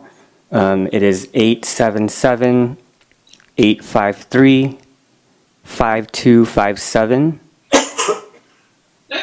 And the meeting ID is 810-4507-0636. Mr. Chair, if I may, I did think of one question that maybe I can ask while we wait for a moment. I think this one is more for the city attorney than it would be for Ms. Wilms. As far as the marijuana consumption and alcohol consumption, like the last one, is this something that the hotels are going to have to consider as to which application they want to submit for? It's going to be an either or type of thing, not both? Correct. Currently, it's an either or kind of thing, and that would be up to the hotel. So if the hotel would like to, have alcohol on their premises, they couldn't have marijuana on the same premises. So that is up to the hotel, and that is all state law. Very good. I just wanted to make sure we had some clarification on that. You got it. And Mr. Berry did just send me a message that he has no further comments at this time. Okay, thank you. Do we have any other speakers? No, Mr. Chair. Thank you. So I can go ahead and close the public hearing at this point. And do we have any further discussion? One more question for the city attorney. I don't think we can, but I need to ask anyways. I might be wrong. It's been known to happen from time to time. Can we regulate where the marijuana comes from? Can we have it come from local resources so that the tax dollars stay at home? I don't believe so. It would be the equivalent of, of regulating a restaurant stating exactly from where they could purchase their food. So I don't believe the answer is yes. It would likely go against, commerce clauses and things like that. And that's what I thought. I did have to verify that as well. Thank you. Commissioner Duffel, if it does make you feel any better, I've been quite enlightened over the last couple of weeks. I've been out and about, and I will say I can't speak for the hoteliers on whether or not they will have the same practice, but I am finding that many of the folks that are in the industrial area right now, for example, I met with the manufacturer, every bit of the product that he is manufacturing is coming from local growers. He is using 4 different local growers. And so the city is going to look at that and do something from a marketing standpoint to really push that information out there, because that means we have some pretty good product coming out of the city. Again, I can't speak for what the hoteliers will do, but I can tell it's a very close-knit industry here locally, and they may want to introduce themselves to each other. I agree with you 100%, Ms. Wilms. This is, again, a wonderful ordinance that you guys have brought forward. Again, starting from nothing and coming up with this. If I may, I would like to make a motion to approve. Do we have a second? I'll second. All right, thank you, Commissioner Aragon. Any further discussion? Let's go ahead and vote. Commissioner Anderson? Aye. Commissioner Aragon? Aye. Commissioner Duffel?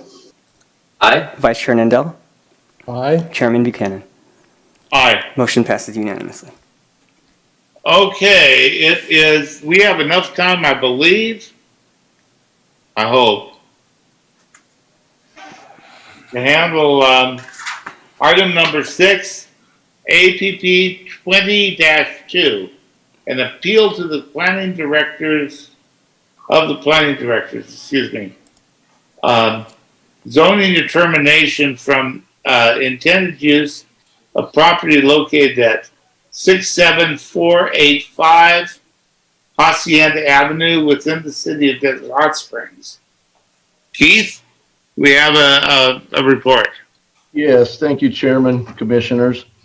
On July 17th of 2020, Upward Housing LLC requested a zoning determination from the city regarding a property located at 67485 Hacienda Avenue for the development of a facility designed to host participants in the California Department of Corrections and Rehabilitation's Male Community Reentry Program, as they are completing the last year of their sentence. See Exhibit A in the resolutions.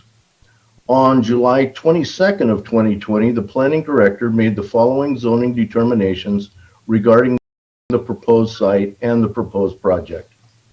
The proposed site is located within the city's visitor serving commercial zone, and the applicant's intended use of the proposed site for the proposed project is a parolee probationer home, and the parolee probationer homes are not a permitted use in the city's visitor serving commercial use zones. You can see the response in Exhibit B of your packet.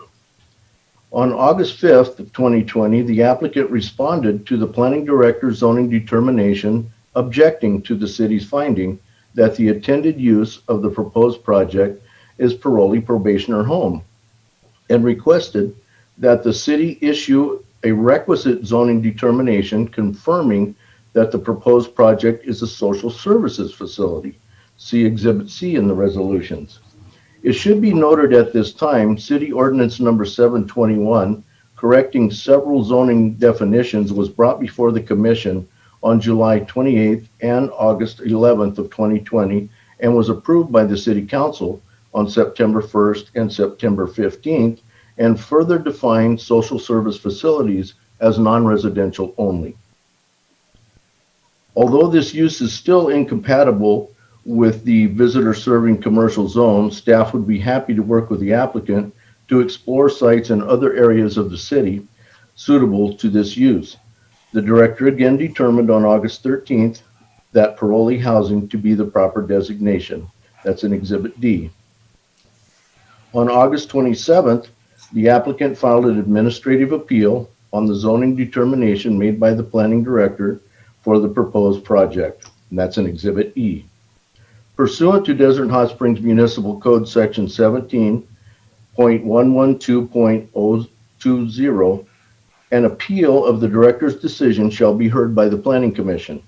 The section also provides the director has the authority to make zoning ordinance interpretations, and the commission has the authority to make general plan interpretations. A written appeal of any interpretation of the provisions of the zoning ordinance may be filed together with all required fees and the department pursuant to Chapter 17.104. The appeal shall specifically state the zoning ordinance or general plan provision in question and provide any information to assist in the review of the appeal. The decision of the director may be appealed to the commission, and the decision of the commission may be appealed to the council.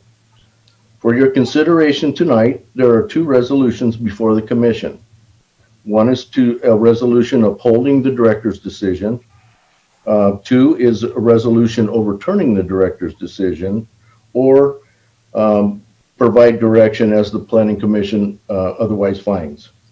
Both resolutions are supported by proposed findings contained within the resolutions.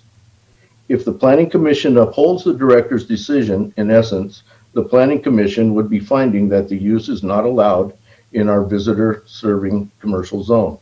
If the commission overturns the director's decision, the planning commission would be finding, in essence, that the use is allowed in the visitor serving commercial zone. That's all I have, and I believe the appellant is in the audience tonight. Okay, excellent. Do we have any questions of staff before we go to the public hearing? Just a quick clarification, Mr. Hightower.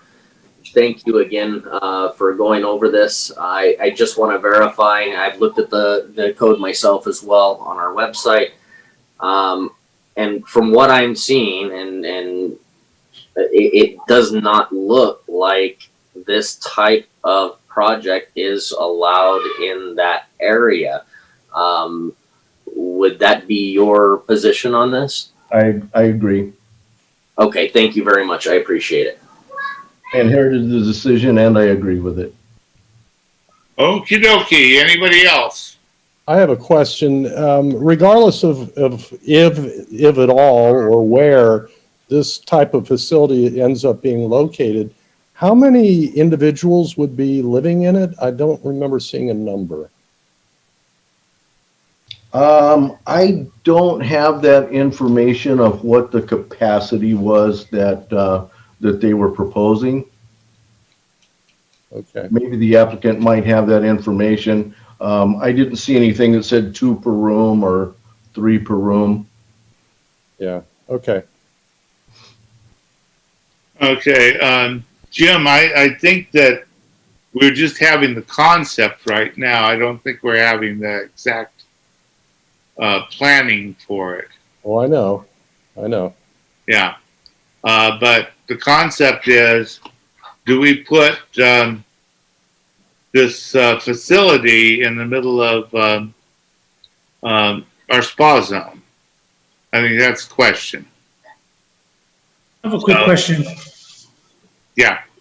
You mentioned they're serving the last year of their sentence, correct? Correct. Okay. Okay, thank you. If I may, back to Mr. Vice Chair Nindel's question, the size of so for this particular facility, I also don't recall the number of folks that they were looking to house there.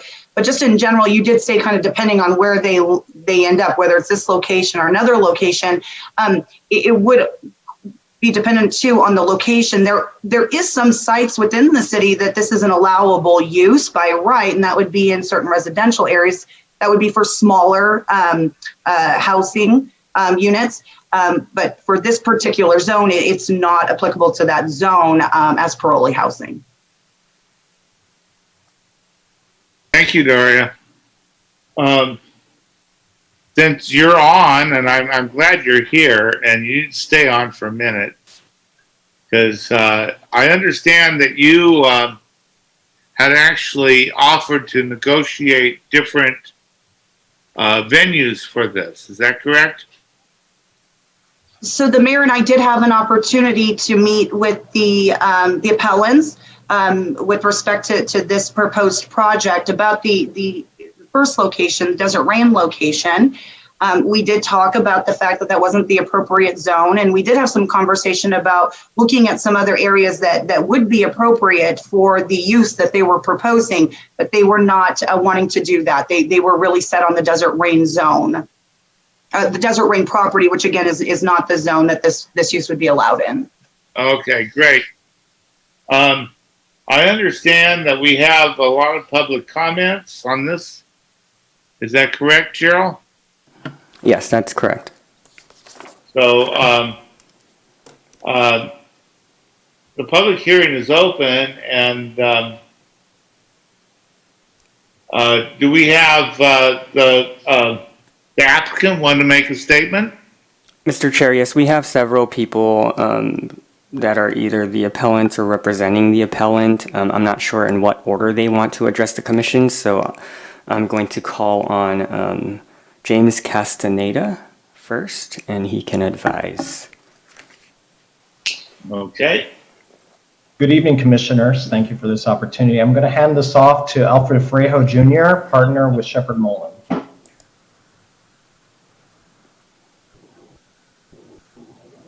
Good evening, commissioners. Alfred Frejo, attorney for the appellant. We also have a representative of Upward Housing, who is the appellant, Mr. Alex Chavez, who would like to say a few remarks. And then I have a couple of slides that I'd like to present to the commission with your permission. So I'll turn it over to Alex Chavez, who has joined me as well.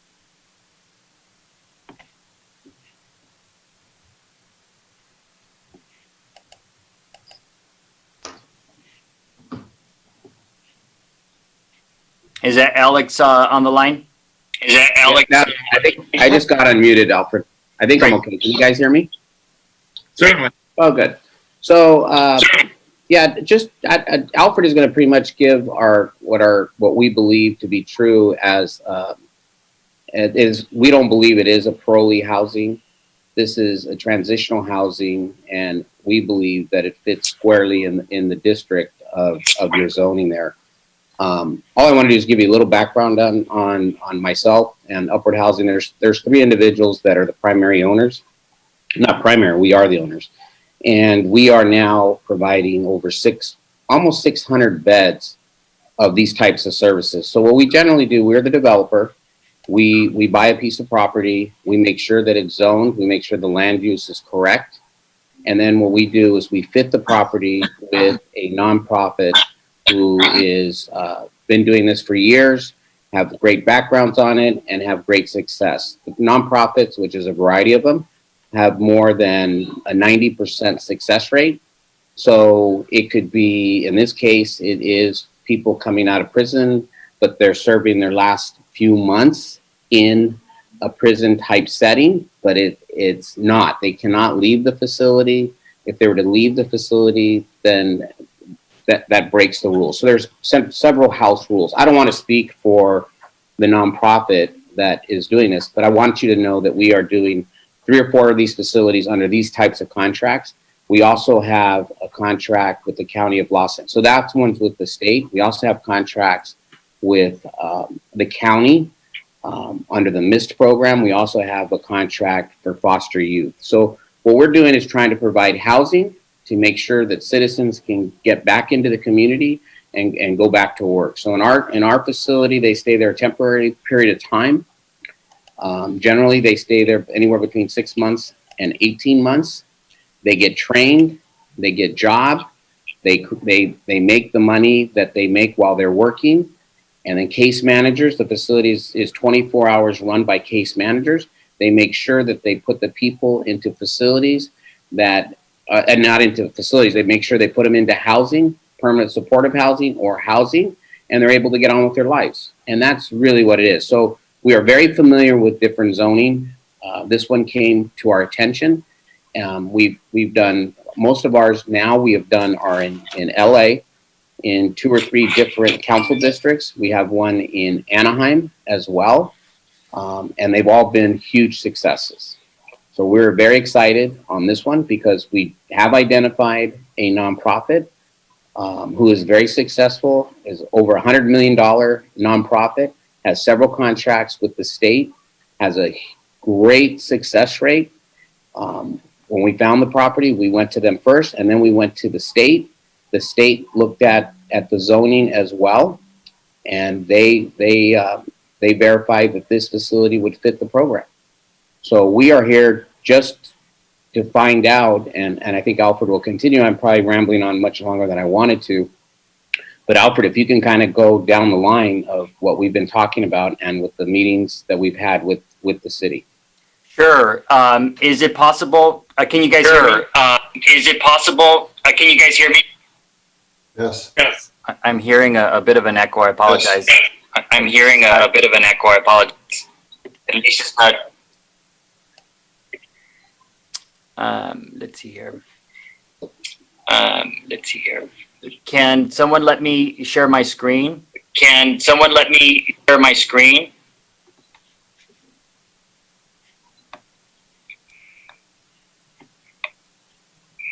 I think I need approval rights to share my screen. So I'm going to leave the meeting and join again. Maybe that'll help with the echo. Maybe that'll help with the echo.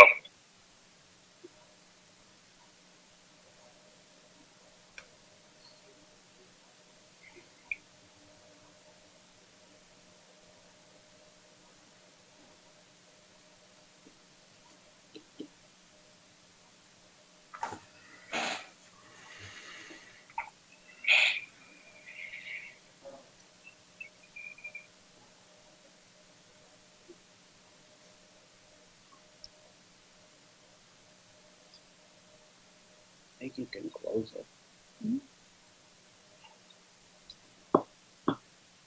Commissioners, are you able to hear me? Commissioners, are you able to hear me? I think Alex needs to mute his line.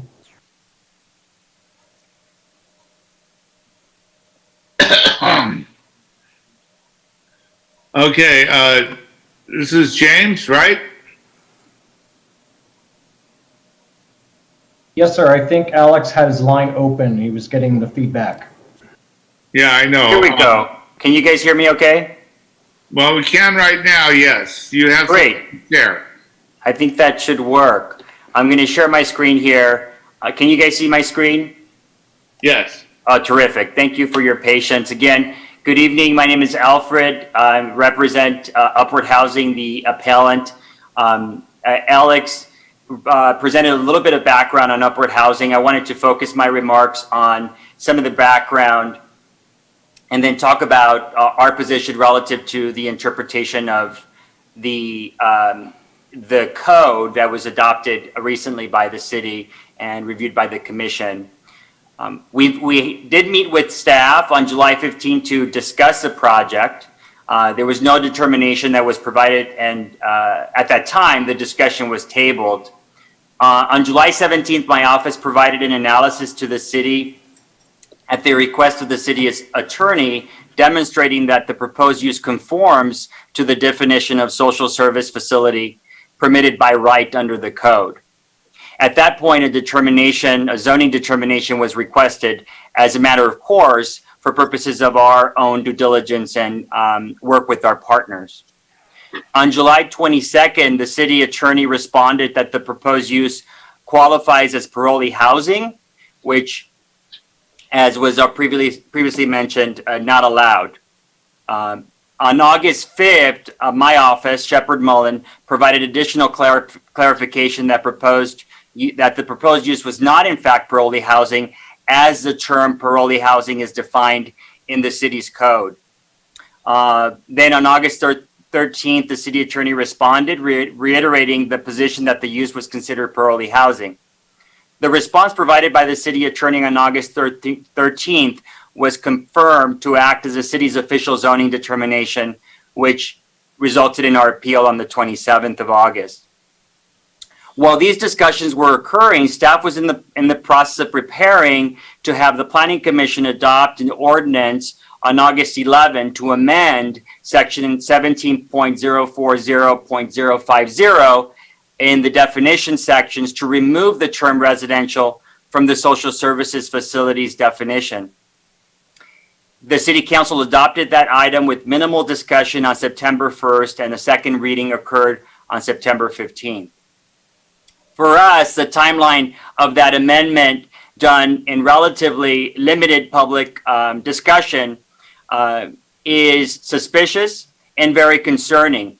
We believe that was an obvious attempt to try to address the fact that our proposed use, as informed by our discussions with the city attorney, the mayor, and other staff, was consistent with the zoning at the time that we requested the zoning determination.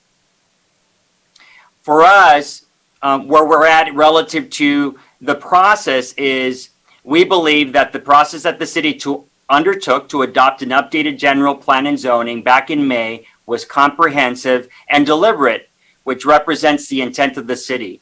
As such, the proposed use, which is housing with social services for a needy target population, was an anticipated and permitted use under the code. The proposed use and operation at the site is consistent with the current zoning that was adopted back in May, and we think fully complies with the black letter of law adopted by the city. As shown on this slide, the current zoning definition of social service facilities could not be clearer. It includes residential facilities providing assistance and aid to persons requiring supportive services. It does not qualify the term person, and it does not qualify the word residential. Residential in the code is clearly defined. The appellant's use meets this definition. I also would like to highlight an important legal doctrine supported in opposition. The matter before you is not a balancing of public policy objectives, and state law prohibits you from the freedom to use your own independent discretion, which of course is typical of a planning commission, as you're often asked to balance public safety and property rights. That is not the case here. The question before you is whether the proposed use meets the basic definition in the code. Unambiguous language in the zoning code must be given its plain English language meaning. Rules of statutory construction are applied only if there's an ambiguity or a conflict in the provision, or in the alternative, if a literal interpretation would lead to an absurd consequence. When interpreting statutes, intent may not be inserted by the decision maker. The language must be construed in the context of the statutory framework as a whole, keeping in mind the policies and purposes of the statute when it was first adopted. The proposed uses benefit a vulnerable group that are wards of the state. They are not parolees. They have not completed their sentence. The current zoning definition make it clear that the goal here is to allow residential uses that serve persons and populations in need. The goals of the city that motivated it to adopt this code in May should be honored and followed. The state of California has weighed in on this issue. It is monitoring this case as a matter of state importance, given the potential violations of state law if the appellate's requested zoning determination is denied by the city. In a letter dated October 1st and provided to the city attorney and to the mayor, the California Department of Corrections has confirmed that the use proposed at the existing facility meets the definition of social services facility given the proposed program, and as such term is defined in the city code. And finally, our correspondences with staff have maintained from the very beginning that the proposed use meets the four corners of the permitted use as defined by the municipal code. In closing, I hope this information is helpful to the commission in considering the zoning determination, and that upwards use of the existing facility is within the zoning currently permitted by the uses allowed by the code and approved by this body and ultimately the city council back in May. We appreciate your attention to this matter, and we are available to answer any questions you may have. Thank you very much. Well, do we have any questions of the applicant before we go to public comments? Mr. Chair, this is Commissioner Duffel. I've always got something to say, I guess. I know you do. Go ahead. Well, I've got a couple of questions for Mr. Fraijo, the appellant's attorney. The appellant both referred to this facility as transitional, and he also referred to this facility as a place for parolees to be. The attorney said that these are not parolees, they are in fact still incarcerated. The appellant also said that these people are not going to be let off-site, they're not allowed off-site. Well, that doesn't mean it's transitional housing or a parolee housing. That means in effect it's a jail, and none of those three items are allowed in this particular zone. Is there anything more that you have to convince me otherwise? So, Commissioner Duffel, I appreciate your question. It's a reasonable question. We've gone through this discussion with city staff and the city attorney, and my client Alex can provide additional information on the program that's being used here. What I'm attempting to do, Commissioner, is respond to the specific objections by the city attorney in regards to this use being a parolee use. If you look at the definition of parolee use in the code, it clearly doesn't apply to the kind of services and housing we're providing here. In fact, the parolee use is not specifically prohibited in this zone. And what we're using to rely on is, as I mentioned in my presentation, is the language in the code. If the city wants to further restrict the types of housing that's allowed in the code, it has every prerogative to do that. We've maintained that position all along. What we're saying is the way that the code was amended back in May, it was very clear. It wanted to provide housing that was surrounded by social services. It talks about making sure that the housing is accompanied with services for needy populations. It doesn't say cannot be parolees. It doesn't say it cannot be individuals that are currently wards of the state. It has no such restrictions. That's what I'm trying to say here relative to the code. The code itself, once adopted, when someone buys a property or uses a property, must comply with whatever is required under the code. And we're saying there's nothing that restricts our use as the code is currently written. The only objection that has been made is two things. Number one is the use is not appropriate here. The logical question is why? If there's any policy concerns around the type of use or the type of population or demographic, that's a legitimate issue. We can talk about that. But that may be related more in terms of how the property is managed, the build out that might be undertaken, the kind of security protocol that could be used. The city does not have the ability, based on the way the code is written, to object to the use purely on the basis of the type of use. And that's the position that we're taking, and we think it's supported by what's written currently in the code. Mr. Chair, members of the commission, if I can interject for a second, I just want to make one thing very clear for the record.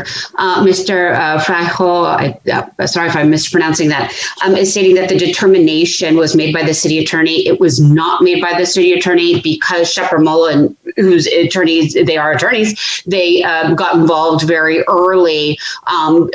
It's normal protocol then to have the city attorney then converse with other lawyers.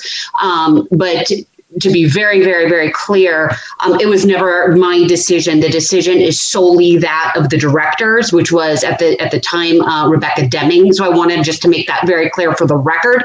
It is not my determination. It's the city's determination. That city determination is being appealed to the Planning Commission. And City Attorney, I appreciate that clarification. I very much appreciate that. You know, and I will say, commissioners, staff has been very attentive to the issue. They have been very cooperative with us. We understand that. In fact, there was a reference to the fact that another site was proposed, which is actually quite curious because that site had the same zoning that the site currently we're looking at has. So we were just baffled by the fact that they were proposing something else. And I get it. It may be that, you know, they have come to the conclusion that this use is not appropriate here. But we have to follow the rules, and the rules are we're going to rely on what is currently permitted by the code. The last thing I'll mention in terms of parolee use is there's an important distinction here that is very much critical to the evaluation of our request. There are certain things under the Constitution that local government has paramount authority. One of them is obviously local zoning rules, and you know, obviously I defer to your wise city attorney to give you guidance on that. I'm not giving you any legal advice. I simply state that because even with regards to your parolee definition, there's actually a carve out, and the carve out is with regards to housing.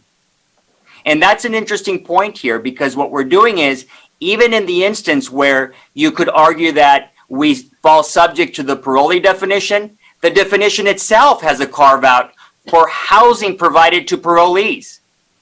And the reason for that is, in the way that our letter from the state clarifies, is local government does not have jurisdiction to limit the kind of use that we're proposing.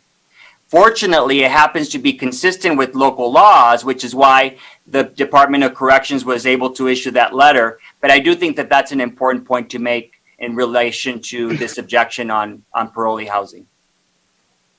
If I may, Chairman Buchanan? Thank you.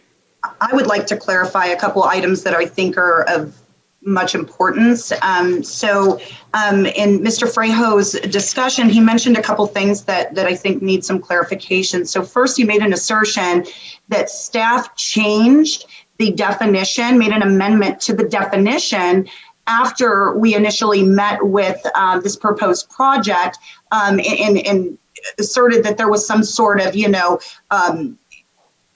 improper doing of that. And to be fair and very clear, when we first met with this project on July 15th, we had a very candid discussion about the fact that the definition that was written for social services, the definition they're applying, it was an oversight by MIG, and it was not clearly referenced. It accidentally referenced residential housing instead of the table in another section that it should have mirrored. And so we made it abundantly clear that while they were reading that definition, it was not the proper definition, and staff had already planned to take that back to the city council as an oversight that was done by MIG during the general plan process and have that fixed. So that was not done by any stretch of the imagination for the purpose of this project. That was already something that was in the process of being brought forth to planning, to council.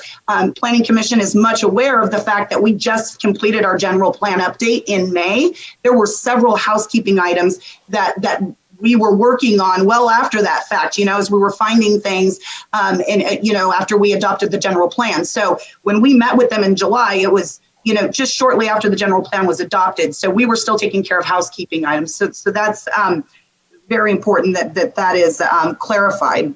And then the other thing that I would like to mention is, staff did meet with the project, and we did talk about some other proposed locations. And Mr. Freo is correct. We did talk theoretically about the Sahara Hotel location, and we talked about the fact that we would need to look at the zoning for that location. We were talking off the cuff in that meeting.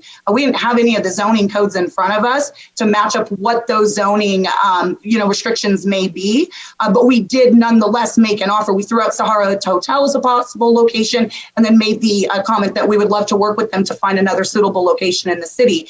But we, by no stretch of the imagination, we're trying to, pigeonhole them into another hotel with a similar zoning. We made it very clear we weren't sure what that zoning was, and we'd be happy to work with them. So I just wanted to make those two very important points of clarification. Thank you, Daria. Okay, sir, I'm going to want this gentleman back because I do have two questions. They're fairly important. Number one is, you keep talking about parolees. Are these parolees? They are not, Thank you, Chairman. Okay, you've already established that. You established that earlier, and then every subsequent statement that you've made has been about parolees.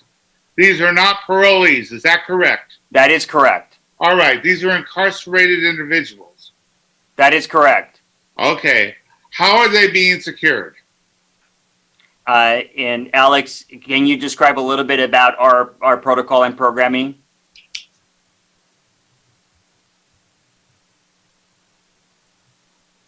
Well, Alex he's on mute, Chairman. I would add, relative to that, is our client is the property owner and lessor.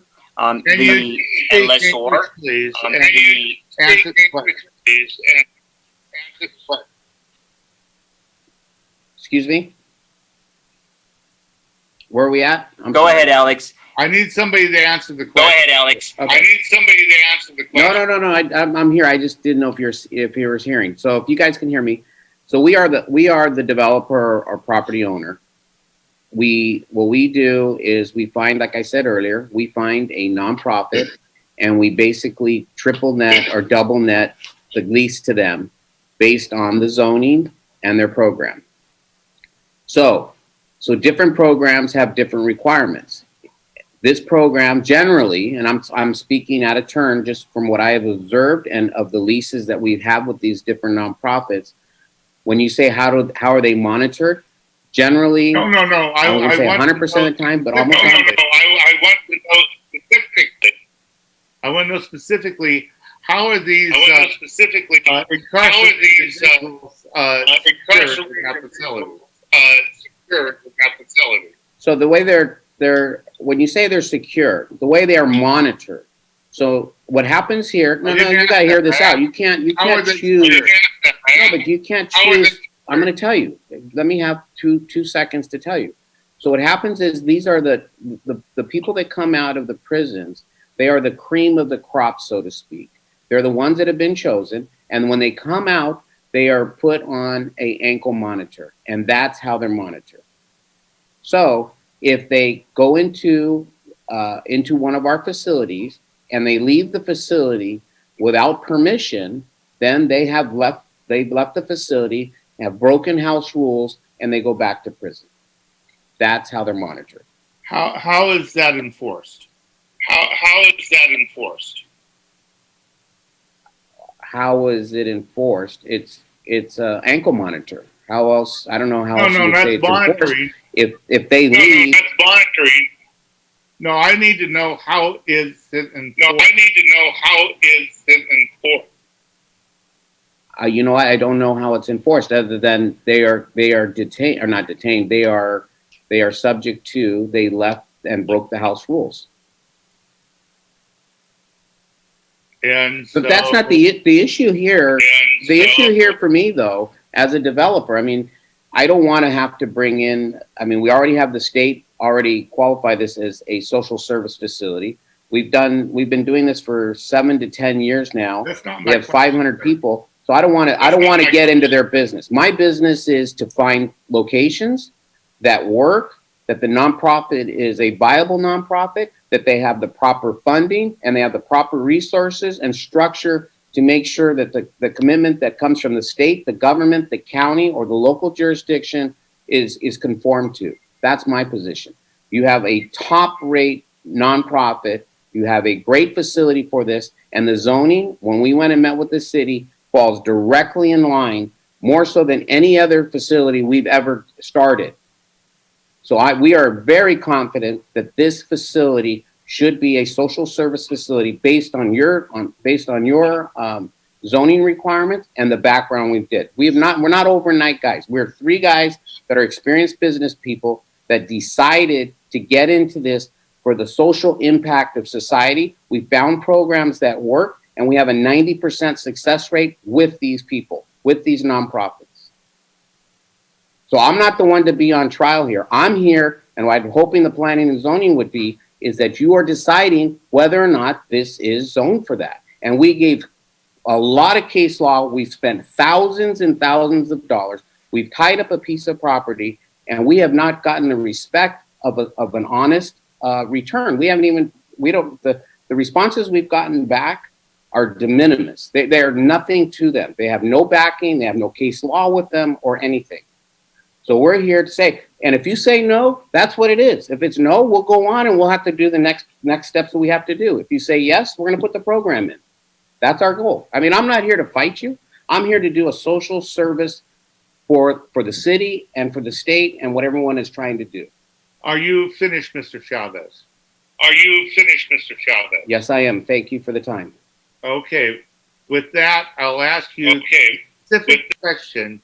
The specific question I asked you originally was, how are these incarcerated individuals secured?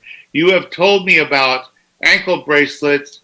Let's say somebody decides to leave. Who's going to enforce that? Is that going to be up to our local police officers to enforce it? Who's going to enforce it? Just answer that question. I'll be fine.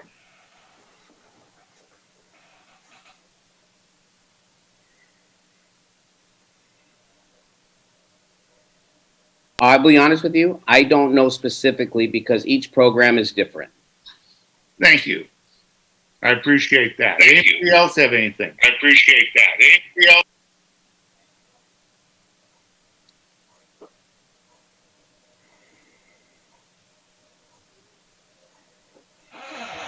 Are there any other questions before we open this up to the public hearing for the public comments?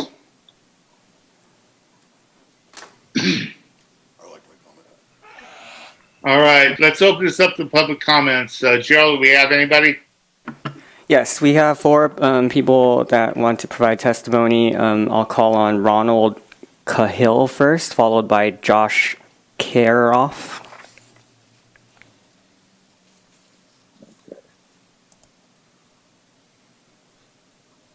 Okay. This is Ron Cahill. Can you hear me? Yes, we can. Yes, sir. Okay, so basically, I agree with the city's original decision. I'm a resident just 1 block from this property, and I agree with the city's original decision to deny the appeal. To deny the appeal, to deny it. I just think that it was a good point where you brought up is, if they say offhand 90%, there's at least 40 rooms in that property, which they put in at least 2, then you put 90% of that, let's say 10%, that's a significant number for our housing. So anyway, that's all. I just want the city to deny the appeal. Thank you, sir. Josh?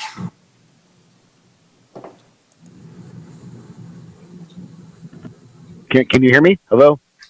Can you hear me? You can hear me, yes? Yes, sir. Okay. I've been listening to what's going on. I'm across the street. I didn't want to get disconnected, so I didn't go inside my house. And through the courses, I've been looking at the hotel. I'm watching it right now. And I'm trying to imagine what security would look like for a bunch of people with bracelets on. I've been here for 11 years and been watching this hotel as it's gone through its iterations and watching Desert Hot Springs and its iterations. They might have found code similarities of where this could apply towards something. But as I look at this and I think, is this where a bunch of low risk or need to be taken out of some one particular place and put into a private prisoning system needs to be? I don't know that that's really appropriate for this neighborhood. And I don't know that it's going to be very nice for them looking out here or me looking into there. This wasn't ever built to be a sub prison. This is a residential neighborhood. This is a place where we have, we're putting sidewalks in and we're trying to keep our streets clean. And we're making something that is a neighborhood. And it's not just codes or what we can get away with or the State Prison Commission is saying we can do. This is our neighborhood. And it's one thing to have a halfway house where people are trying to, get themselves back integrated. That's okay, kind of, sure. That's even a little weird here. But this facility was built to be a hotel. And people come here for 1 to 5 days and they leave. And it's not a place that was built to come in for 1 to 6 months and then kind of be deep sixed here, not able to leave. When there were busloads of people from other countries would come in here and have, their parties and festivals, it affected everybody here. You got to smell their cooking. You got to hear their singing. They didn't leave by choice. And that was kind of weird. I don't know what it would be like to have a group of people here who couldn't leave, not by choice. They were stuck here. How's it going to deal with all the people in the little, south of us? There's the whole undeveloped area. We have a lot of homeless people. Is that going to be a good influence on them? Are they going to be a good influence on the homeless people? This is not a very good location. It's not a well thought through location in actuality to put this kind of facility. So it may fit in your codes. Let's get someone to take a look at it, whether it really will work actually, not just make decisions in code base, because it's affecting people's lives. That's it. Thank you, Josh. Who's next? Next speaker is Michael B., followed by the last speaker, Jane Ortenberg. Okay.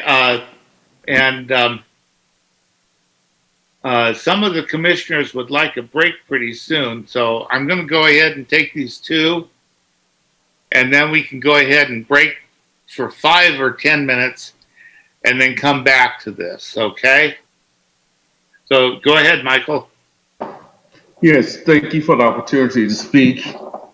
I actually stay right across the street from the hotel, and if this become a jail, I don't know how it's going to affect the value of my property. I know personally, if it was a prison there when I decided to purchase my home 2 years ago, I would not have purchased a home.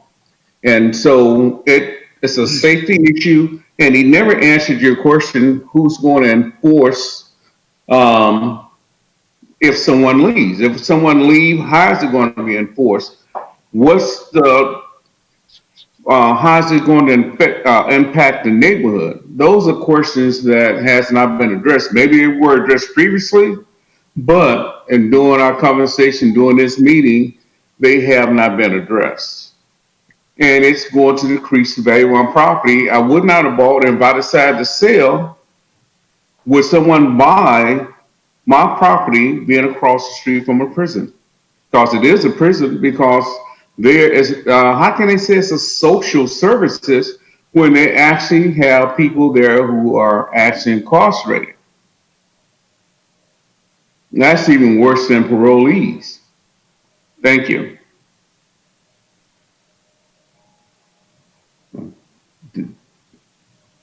Okay, thank you, Mr. B. Who's next? Jane Ortenberg, and that is the last speaker on this item. All right, great. Can you hear me? Yes, ma'am. Hi. Yes, I was listening to whole meeting today, and I see how much the city leaning toward services with marijuana. which I don't see any better than, but I don't see how this can work together with those individuals.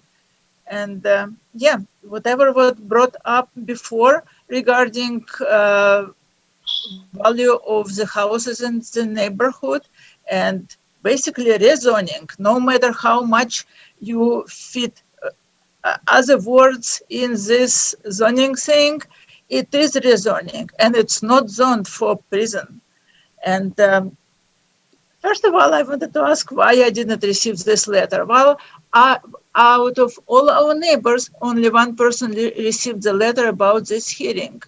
Isn't it something that we're not supposed to be concerned as a neighbors? Well, we are very much concerned and we are very much opposed to grant this company permission to have this housing in this hotel. Thank you for your attention. Thank you, ma'am. Appreciate it. Okay, anybody else want to speak? That was the last speaker, Mr. Chair. Excuse me? That was the last speaker. Thank you so much. So then we have an opportunity for the applicant to rebut. Thank you, Chairman Buchanan, and thank you again for your time at this late hour. I simply want to reiterate that we've submitted substantial documentation into the record to substantiate our position on this relative to the obligation of this body to interpret the code as currently written as it applies to the requested action, which is a zoning determination. We've established that the kind of program and protocol that's there is not the subject of the deliberation today as it relates to the permitted use. We've also established that they're not parolees, which is a direct objection to the position of the city relative to their denial of our zoning determination. So that's been established. And as was mentioned by our client, we continue to stay committed to working with the city to reach a resolution on this and look forward to your decision and if needed to move it forward to council. But we're hoping that we can reach a positive and decision that's consistent with what the state has already weighed in on relative to the letter from the department and what we think the California law requires this body to do. So thank you very much for your time. Thank you, sir. Okay. With that, I'm going to go ahead and close the public hearing and we'll move on to a commission discussion. Anybody have anything to say about this one? This Commissioner Duffel, Mr. Chair. I am not surprised, Commissioner Duffel. You know, I was sitting there listening to all of this, reading through all the documents. I heard three different uses come up. One of them being a prison, one of them being transitional housing, and none of them, absolutely none of them, fit into the visitor serving district. Not a single one of them, in my opinion. That's my take on it. I'm interested to hear how everybody else feels. Okay, who's next? Commissioner Anderson. Commissioner Anderson. I got to say, I stand by our former director's decision. I go with her expertise, and I feel it was a correct decision. Thank you. Okay, who's next? Jim, you have anything to say? I'll second that. Okay.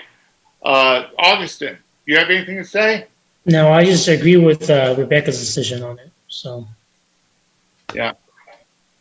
I'm afraid I do too. So I'm looking now for a motion. Mr. Chair, Commissioner Duffel, at this time I'd like to make a motion for a resolution of the Planning Commission of the City of Desert Hot Springs, California, upholding and affirming the Planning Director's zoning determination for the intended use of the property located at 67485 Hacienda Avenue within the City of Desert Hot Springs, California, denying the appeal. Okay, do we have a second? I'll second. Okay, was that Mr. Aragon? Was that you? Correct. Thank you. Thank you. Okay. Any further discussion? With that, I'll call for the vote. Gerald? Commissioner Anderson? Aye. Commissioner Aragon? Aye. Commissioner Duffel? Aye. Vice Chair Nindell? Aye. Chairman Buchanan? Aye. Motion passes unanimously. Thank you so much. I expect you folks have the right to appeal, and that's kind of the way it's going to go right now. Okay, with this, I know that we are, I promised a break every hour, and we've gone an hour and 40 minutes since the last break, so we're going to take a 5 or 10-minute break. Let's take a 10-minute break, come back, and then we'll finish the last item. 10-minute break, folks.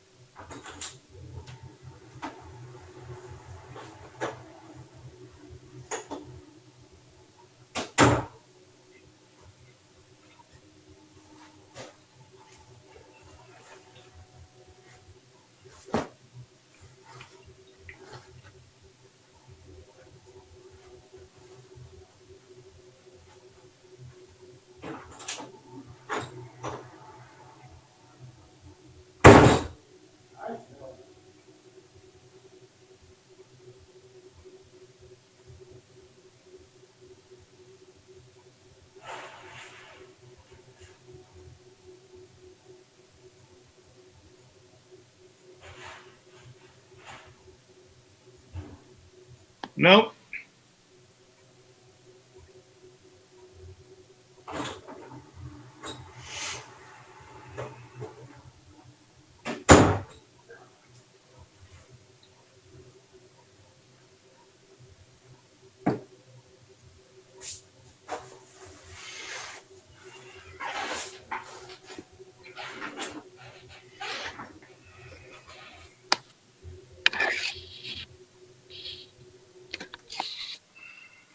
Those people must be from across the street in Hacienda, huh? Those people that called.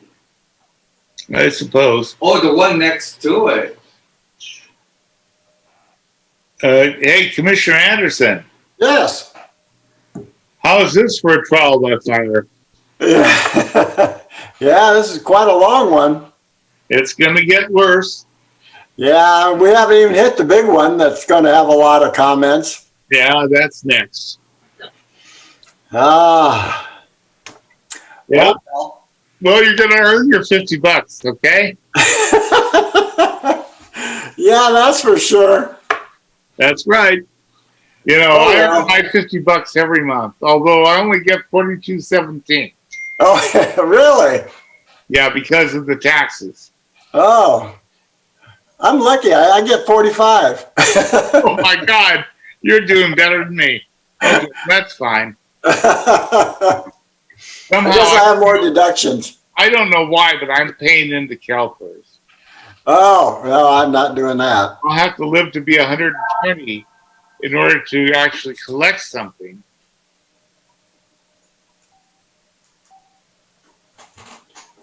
But that's the way it's working. Oh, well. Well, I'm still working, so. All right. Oh, good. We've never actually talked. Yeah, we haven't had a chance with this COVID thing. No, that's true. So makes it kind of rough for everybody. Yeah. Well, we have to get together at some point because I got to tell you, we could have fun discussions, I think. Sounds good. Speaking of fun discussions, I see Commissioner Aragon on the line. You on? Good. How's the kid? She's growing. Is he sleeping all night? We have the poor tooth coming out already, so she's. Wow. Oh boy. Okay, good. She's becoming a biter. Yeah, that's very good. Yeah. So you're being able to sleep and stuff like that. That's always pleasant. It looks like we're all back, with the exception of Daria. I don't know if she's going to be joining us or not for the next one, but looks like it's time. So I'm going to go ahead and gavel it in, and we'll go with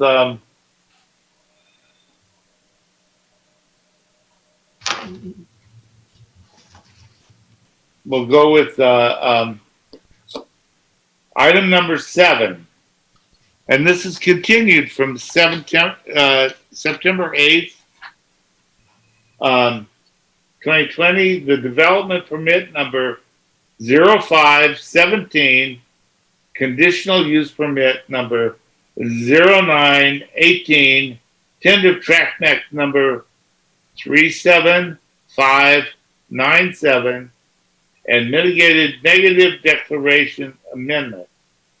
An application for the development of 402 residential condominiums and community building on 25-acre parcel north side of 15th Avenue, west of Palm Drive, in the RH residential high density mixed use corridor zoning district.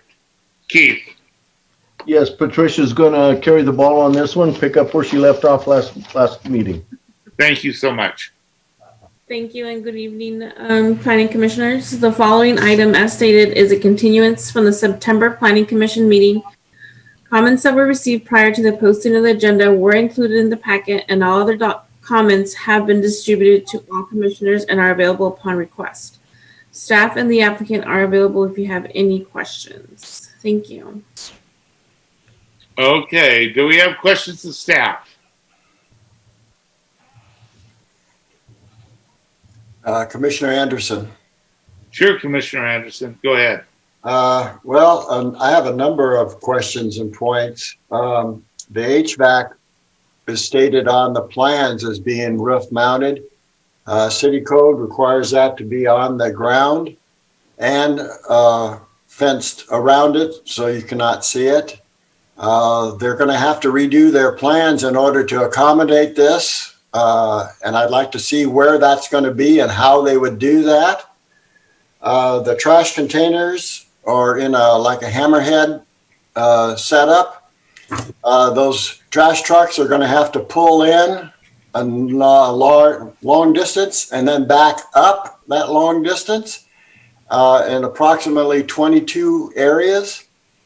The play area for kids is, as they called it, the tot lot, is very small. It's on one far end of the project, which would really make it useless for people on the other end unless they want to walk across a lot of streets to get there. I don't see or did not see anything about roof drainage and drains, what the drainage pattern is. Where's the water going when we do finally get rain? The covered carports, I would not want to be the one trying to back up right next to those trash containers and get out of there to leave to go to work. I think we need to see what they're going to do with all that and how it's going to be laid out before I would want to approve it. Okay, so just for clarification, there is a condition, and it is stated in our code, that all type of equipment shall be mounted on the ground and screened per section 17.08.280L of the code, and that is in the draft conditions of approval as number 3. And as for the trash enclosures, our code does say that the preferred location should be inside the parking areas or at the end of parking bays. Mr. Chairman, if I may. Go ahead. Mr. Chairman? Yes, sir. If I may, I think I can shed a little light on the whole topic that seems to have created a lot of misunderstanding as far as the city's processes are concerned. At this stage of the project, or in the pipeline, if you will, drawings are very conceptual. The applicant presents their vision or their concept regarding plans, but they are not the detailed nuts and bolts of every light switch, every outlet, every framing connection. But that comes much later in the process. The conceptual drawings that are created in the beginning are just to show staff what the vision is, and then the city creates conditions of approval from every single department, and by the time the plans are fully developed and move all the way through our processes, each department makes sure that those plans are completely code compliant, not only with the city municipal codes, but with the California Building Code, the Fire Code, and everything else. And we wouldn't see that for months along in the process.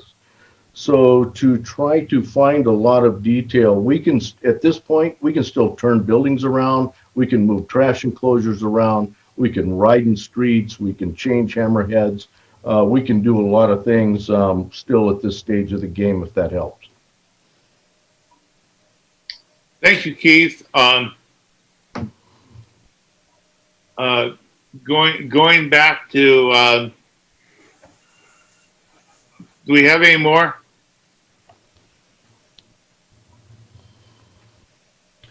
Well, I just wanted to finish off with the amenities. One of the amenities do include, let's see, they are offering a clubhouse, a 2-story clubhouse that does include dog washroom, a coffee bar, a theater, a tech room, yoga rooms, a swimming pool, a volleyball court. So there are various amenities offered at the site. It's not only the playground area. So I just wanted to put that out there. Okay, thank you very much. I expect we probably may have questions. I don't know, because we this is last month, but who knows? Anybody have any questions?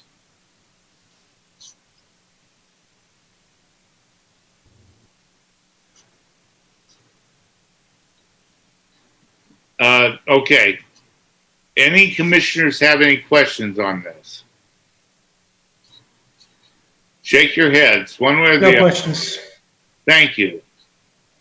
Thank you. I want to give everybody an opportunity. I need to ask Jennifer a question. Is our procedure here, does it have anything to do with all of the fine detail that we're talking about, or is this a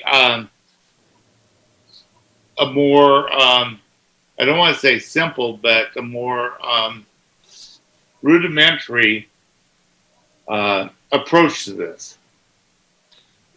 Well, you have three items before you. One, you have the tentative track map. So the Planning Commission, of course, has discretion to do as it sees fits with the tentative track map. We've been through thousands of those. In addition to that, there's a conditional use permit for the clubhouse. And then in addition to that, there's a development permit for the residences. The development permit, the residences, I think, are a little different. They are permitted pretty much as a matter of right, but the reason why that they are before you is pretty much for the environmental. I mean, there's 400 units, and so we have to comply with CEQA. So long as there's new state law, and so long as I'm going to say, generally speaking, so long as the project with respect to only the development permit complies with all of city code and state code, there's really not too much discretion for the Planning Commission, because we are in such a housing crisis that SB 330 was passed, and it provides not as much discretion, I'll put it that way, to the Planning Commission with respect to the development permit itself. So we just need to make sure that the residences do in fact comply with code. So I hope I answered your question. You have more discretion with respect to the conditional use permit and tentative track map. Okay, and will we see those in the future?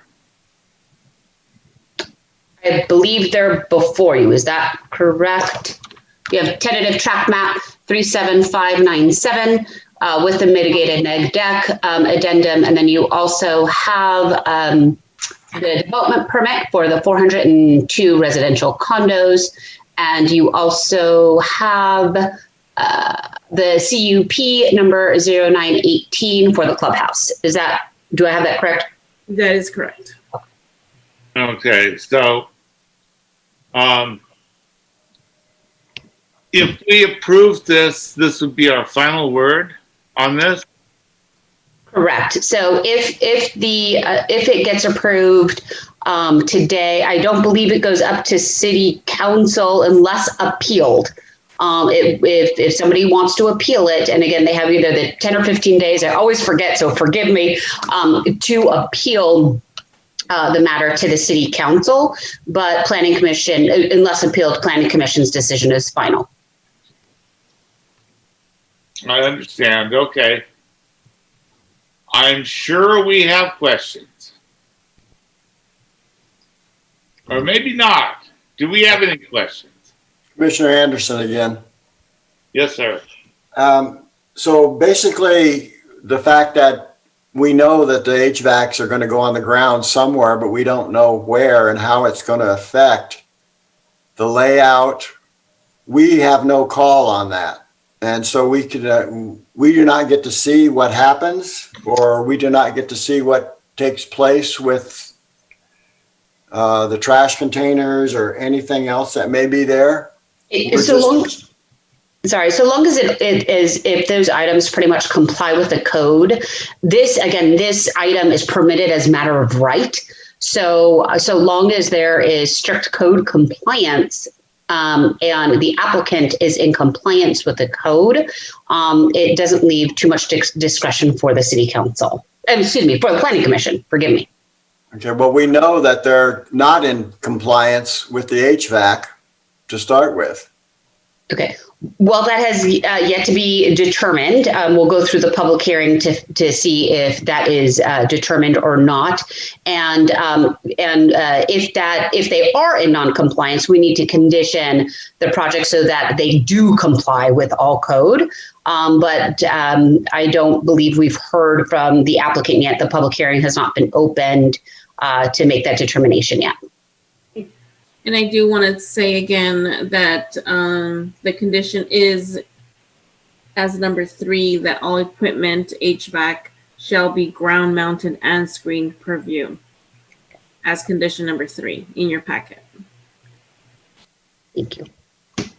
If I may add to that, aside from the items already mentioned, staff already has 28 pages of conditions that have to be incorporated into the drawings before the drawings are approved.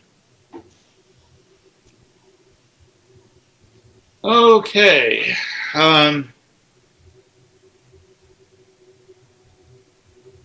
this point, can I open the public hearing? Does anybody else have any questions? Mr. Chair, if I may, I didn't know if you wanted to mention this or not, so I will be quiet if you wanted to, but prior to opening up the public hearing, normally in public hearings, we do not put the 3-minute timer on. Obviously, people have a right to be heard. They have due process rights. But I know that we have literally, I think, a few dozen, if not maybe 3 or 4 dozen people who would like to speak at this public hearing, and we would of course encourage people to speak, but due to the number of people, duplicative comments, duplicative testimony really isn't needed. So because it's already in the record. So if you have comments, if anybody out there could hear me, if you guys have comments that would merely be duplicative in nature, again, you're encouraged to testify. Just please be brief, because we have a lot of stuff to get through. Thank you, Mr. Chair. Thank you so much. Well, I agree with the city attorney. It's going to be a very long night.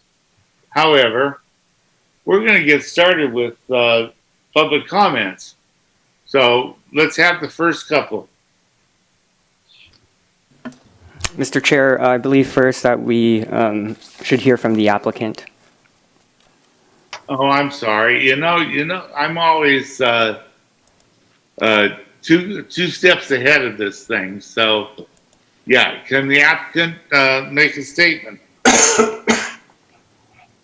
Yes. Hi, good evening. I'm Elizabeth James. I'd like to address Sky Haven's letter to the Planning Commission dated October 5th, 2020. There are various things, and also as far as, their public comments from a month ago in September, as I was given letters from the city to the city by Sky Haven's residents, like 15 minutes prior to the Planning Commission. So I just basically made a few notes, and I'm going to try to get through them very quickly. For the record, Marbella Villas will not be an affordable housing apartment complex. Rather, the units will be for-sale condominiums. Only 20% will be allocated to approved residents who qualify for the affordable housing program.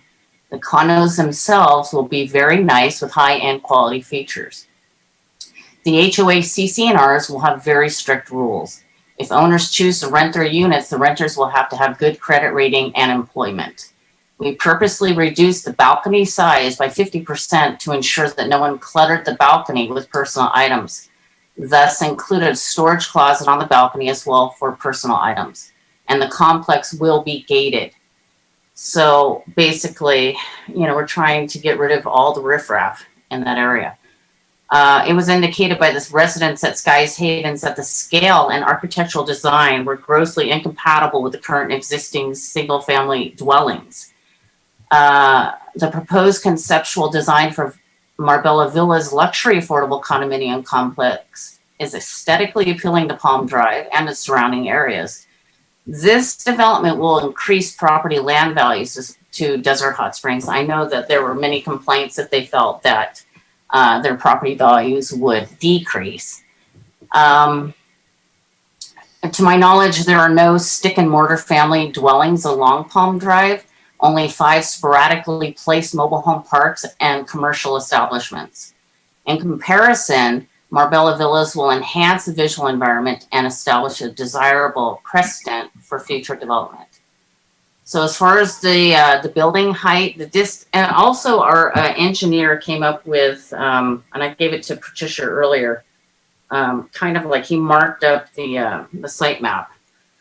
The distance between the structures of the units along the parameter of the fence of Sky's Haven. So basically from one unit to another trailer park, mobile home or manufactured home is about 40 feet. So I know the setback is about 15 feet. There are 6 structures along that property line, and the height, and they're 2-story structures, and the height is about 25.9 in height. So there are no 3-story buildings adjacent to Sky Havens. Let's see. The drainage via the roof drains will be addressed during the final engineering. Storm flows will be diverted away from buildings and will not flow over sidewalks in compliance with California building code requirements. This will be confirmed when construction plans are submitted to the Building and Safety Public Works Department during the plan check review process. As far as the roof mount AC, yes, we understand that they are not allowed on the roof. So we are going to ground the AC units and put a screen, a noise screens around them. So that we're already working on that right now. The setbacks on Palm Drive is 50 feet. There are only 2-story structures on Palm Drive. On 15th Avenue, the setbacks are 15.4 feet with 7 2-story structures on 15th Avenue. There was an issue with mailboxes. The mailboxes will be situated in the community center mailroom located at the 15th Avenue entrance. So it'll be a nice lock and key. People come in, and they'll have a nice area where they have their mailboxes. And they also commented that the project had a considerable lack of on-site recreational amenities, and I'd have to beg to differ. We tried to put as many amenities into this complex and into this project as possible. Because of the extreme heat, we wanted to increase the community center and add another floor so that it would be a great fun and social and safe gathering for the residents.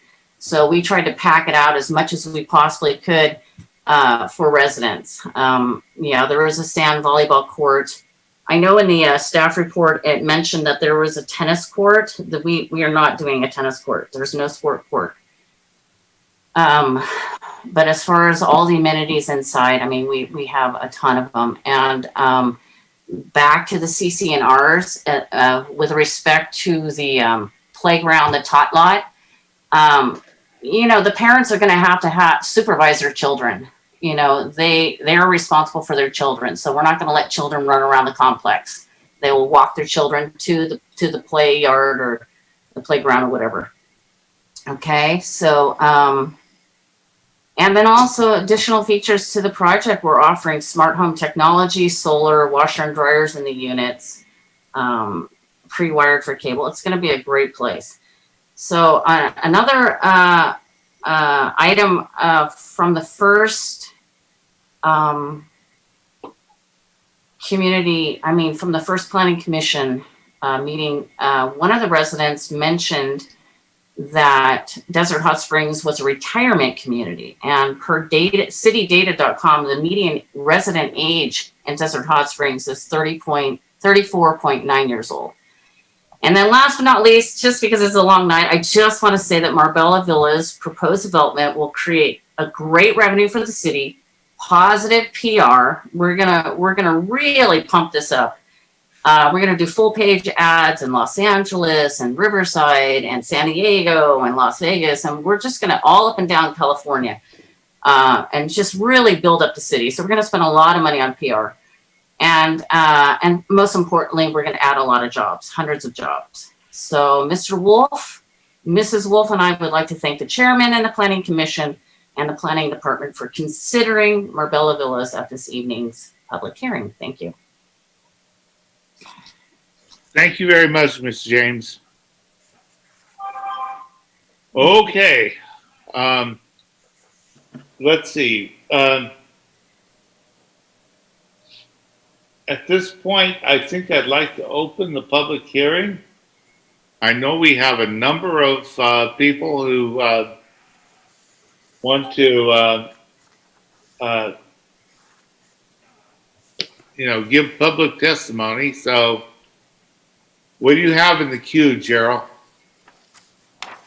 We have 25 people who wish to testify on this item. I'm going to queue them up in groups of 3, but before I do that, I just want to note for the record that in addition to what you've already received in your packet, we've received written testimony from the following individuals: Fran Madison, Carol Green and Derek Muir, Connie Imerti, Barbara Eastman, Jean Bryan, and Deepak Krishan. So the first group of 3 will be Diane Powell, followed by Fred Alvarez, followed by Anna Nayaredi. Okay, Diane.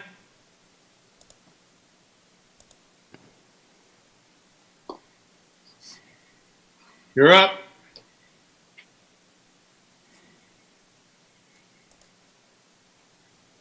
Just check again. I don't want to see it. Okay. Hi, good evening, commissioners. Can you hear me? Yes, ma'am. Okay. We would like the record to note that each planning commissioner has been provided a copy of a document titled Presentment to Desert Hot Springs Planning Commission, and city staff also got one of those documents. In that document, we identify 10 items that are inconsistent with the Desert Hot Springs Municipal Code and have provided detailed reference for you to review. It is not your duty as commissioners to take our word for it. Your duty as commissioners is to look at this project at least as exhaustively as we have. Your authority individually as planning commissioners and collectively as a planning commission is to review this project for conformity with Desert Hot Springs Municipal Code. That is your charge. Having had these specific examples now brought to your attention, as a commission, you must, for the record, make a findings on each item we have raised. This should be done orally for the audio record and in writing as part of any motion you craft on this agenda item. It is not within the scope of your duties to pass this along to city staff with instructions that they work it out. Asking your city staff to work it out without you addressing each issue here would be to take deliberation of this project out of the public view. That is not allowed. This is a public hearing, and you must make a determination in public. For non-substantive and corrections that are very minor in nature, you can leave those to city staff. But substantive issues such as we raised are to be deliberated and decided during the public hearing, in public view, and with clear indication of how you each voted on them. That is the law. Public hearings, as their name suggests, are public and not behind closed staff doors. We respectfully request the following of you regarding your duties: that you specifically address each and every example, 1 through 10, that we have identified, that you establish findings for each item 1 through 10, and that you vote on each item by incorporating each item into whatever motion you craft. There is one other matter we bring to your attention. There are significant documents that have not been provided to the commission that are required for an item to move to the Planning Commission. When we discovered these documents were not part of the published record for the last Planning Commission meeting, we filed a public records request for them on 9/22. This was our second request for documents. Our initial request for documents was made on 9/9, which was 1 day after the first public hearing. We are on October 8th, we were told that these documents do not exist for our review. If this is true, it is within your authority, and you must find that the application is incomplete, with instructions to city staff to bring you a complete application for your review.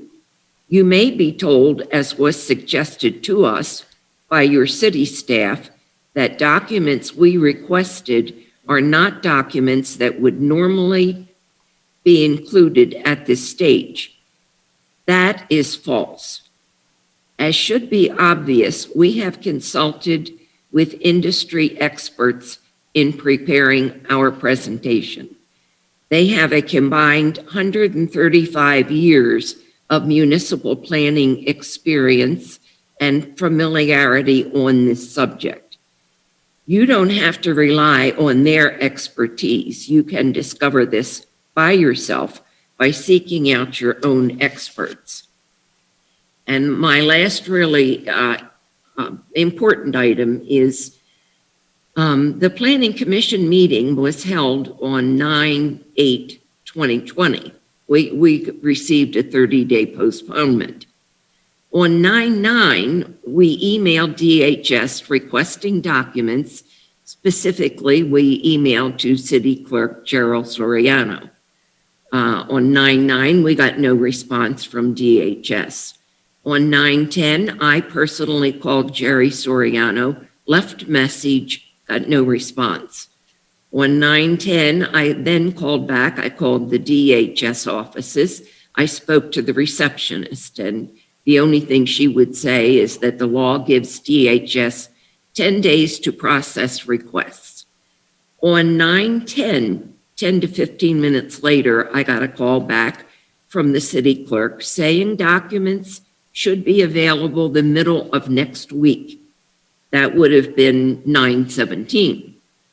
On 9/16, I called the city clerk, Soriano. I left message for a call back at 1:30. I heard nothing. At 3:45, same day, I made another call to Mr. Soriano. No call back until about 4 o'clock.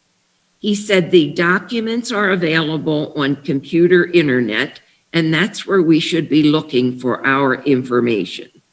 I said no one of us had told us that, and that he should realize that we're senior citizens, and many of us have no computer or know how to process documents online. I also lost my temper. He can probably tell you what I said.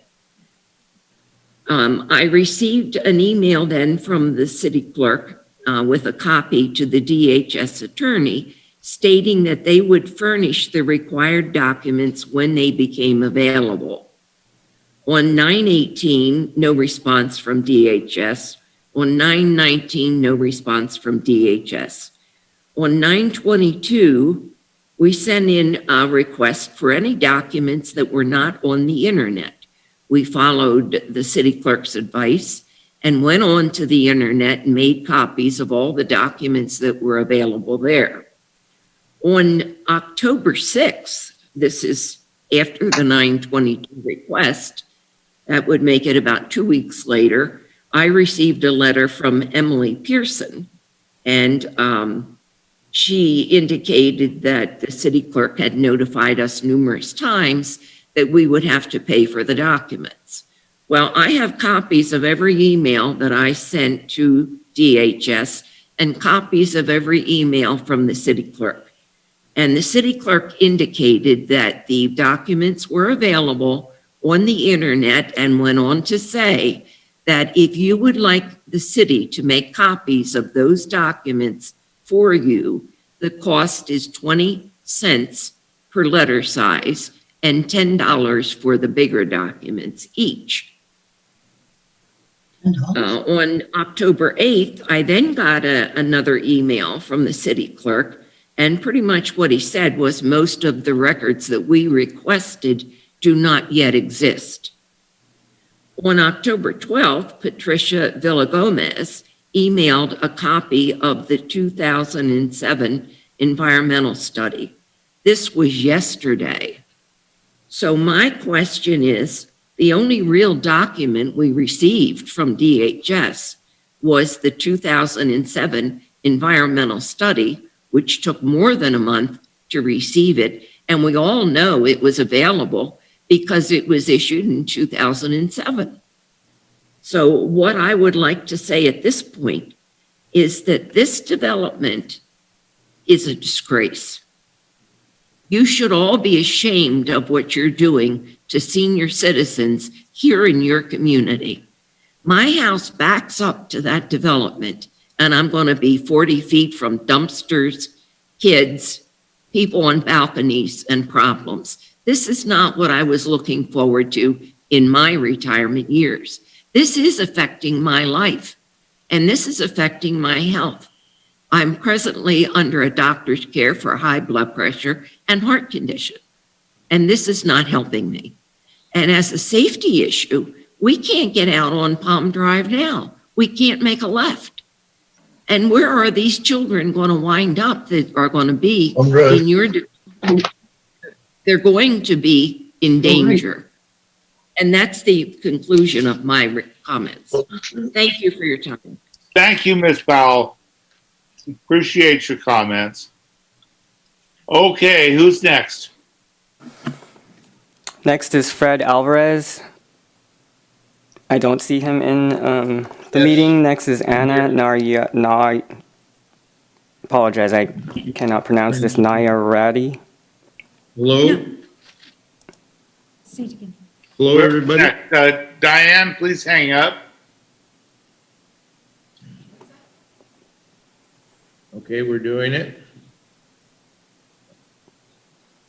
Can you hear us? Yes. Okay, this is Fred Alvarez. Yes, hello, everybody. My name is Fred Alvarez. I live in Skies Haven HOA, and I'm currently Skies Haven's president. Skies Haven is a senior park and has 191 single-story units. We are on the Marbella northern boundary. It is our position that the Marbella Villas application should be rejected by the Planning Commission, should be redesigned and resubmitted to the city. We are also requesting that the Planning Commission address specifically each municipal code violation identified in this document in its oral and written findings. The current Marbella application is in substantial violation of many sections of the Desert Hot Springs Municipal Planning Code. These code violations have been ignored by the city planning staff in forwarding this application to the commission. Many of these municipal violations of the code will have a substantial negative impact on Vista, Montana and Skies Haven residents, reducing our living standards and our property values. There are many items that are normally contained in an application that are not contained in this application. This application is incomplete per city code, including but not limited to the Community Development Department Plan submittal requirements. Per city code, incomplete application shall not be accepted and shall not be presented to the Planning Commission. City staff have ignored this requirement and have accepted incomplete application and submitted this incomplete application to the Planning Commission and the public for review. It is impossible for anyone to make an informed decision about the merits of the Marbella Villas project with important substantial information missing. The project report contains deceptive and incomplete information. This information should be corrected and made complete, true to actual conditions and unambiguous to the Public Planning Commission and to the Council. To allow this current planning report to stand with false and missing information is deceptive in nature. City staff is requesting the Planning Commission to approve its recommendations based on deceptive and incomplete information. All proposed projects must be compliant with the reasonable city planning code requirements as set forth by the people's representatives, you, the City Council. One of the main purposes of the city planning code is to protect all existing and new city residents' property values and welfare. Again, it is our position that the Marbella Villas application should be rejected by the Planning Commission, should be redesigned and resubmitted to the city. Thank you for your time.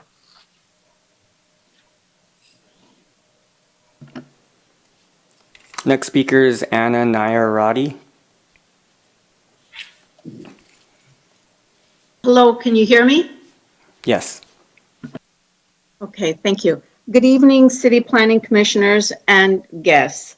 My name is Anna Nairati, and I am a Skies Haven homeowner since 2018. I bought in Skies Haven for my mom and also because I have family members who are also homeowners there, and that they had told me about what a great retirement community it was. So I felt that my mom would enjoy being there and feel safe there and also want to be near her family.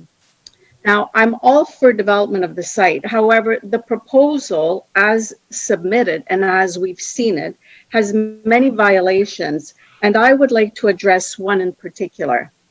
Approving the Marbella Villas project as currently presented violates section 17.04.020, sections A and B, which refers to the purpose and intent of the current Desert Hot Springs Planning Code. And that is because the scale and architectural design are grossly incompatible with current existing single-family dwellings in the residential neighborhoods. A 55-foot or 35-foot 8-inch tall building that is 15 feet away from an existing single-story dwelling will not preserve and enhance established residential neighborhoods. A project that is 402 units with buildings that are 2 and 3 stories high does not remotely match or enhance the existing architectural character, scale, size, or intensity of the neighboring dwellings. At a minimum, the project buildings near the single-family homes should be single-story with pitched roofs, with roof and wall treatments that somewhat match the existing single-family homes in size and character. For this reason, the current design and scale does not fulfill the purpose and intent of section 17.04.020. Now, I'm very concerned that the reasons I originally bought in Skies Haven will be turned upside down, and we will not be able to have quiet enjoyment of our property. And in fact, if this project is approved as is currently proposed, it may endanger the lives, health, and safety of not only myself and my mom, but of many other homeowners at Skies Haven. I am requesting the Planning Commission to deny approval of the project as it is currently proposed. Thank you for listening.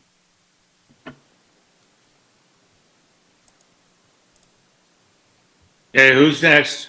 Okay, next group of three is Suzanne Wims, followed by Tom Tokar, followed by Robin Llamas.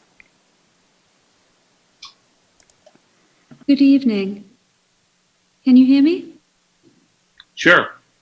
Great, thank you. My name is Suzanne Wims, and I am a homeowner and resident of Skies Haven.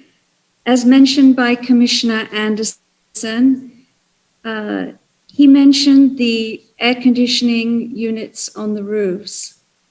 I don't understand how an experienced developer can propose to put air conditioning units on roofs when they're in direct contradiction to local building codes.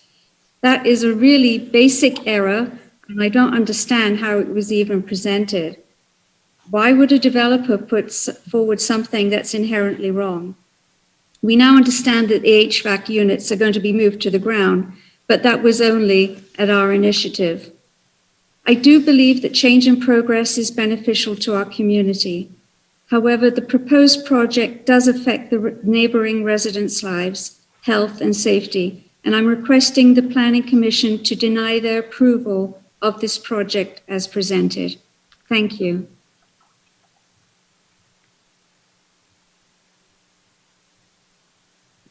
Okay, who's next? Tom Tokar. Good evening, Planning Commissioners. My name is Tom Tokar. Can you hear me? Sure. Yes. Okay, great. Yeah, I'm a Skies Haven resident. We bought here 15 years ago.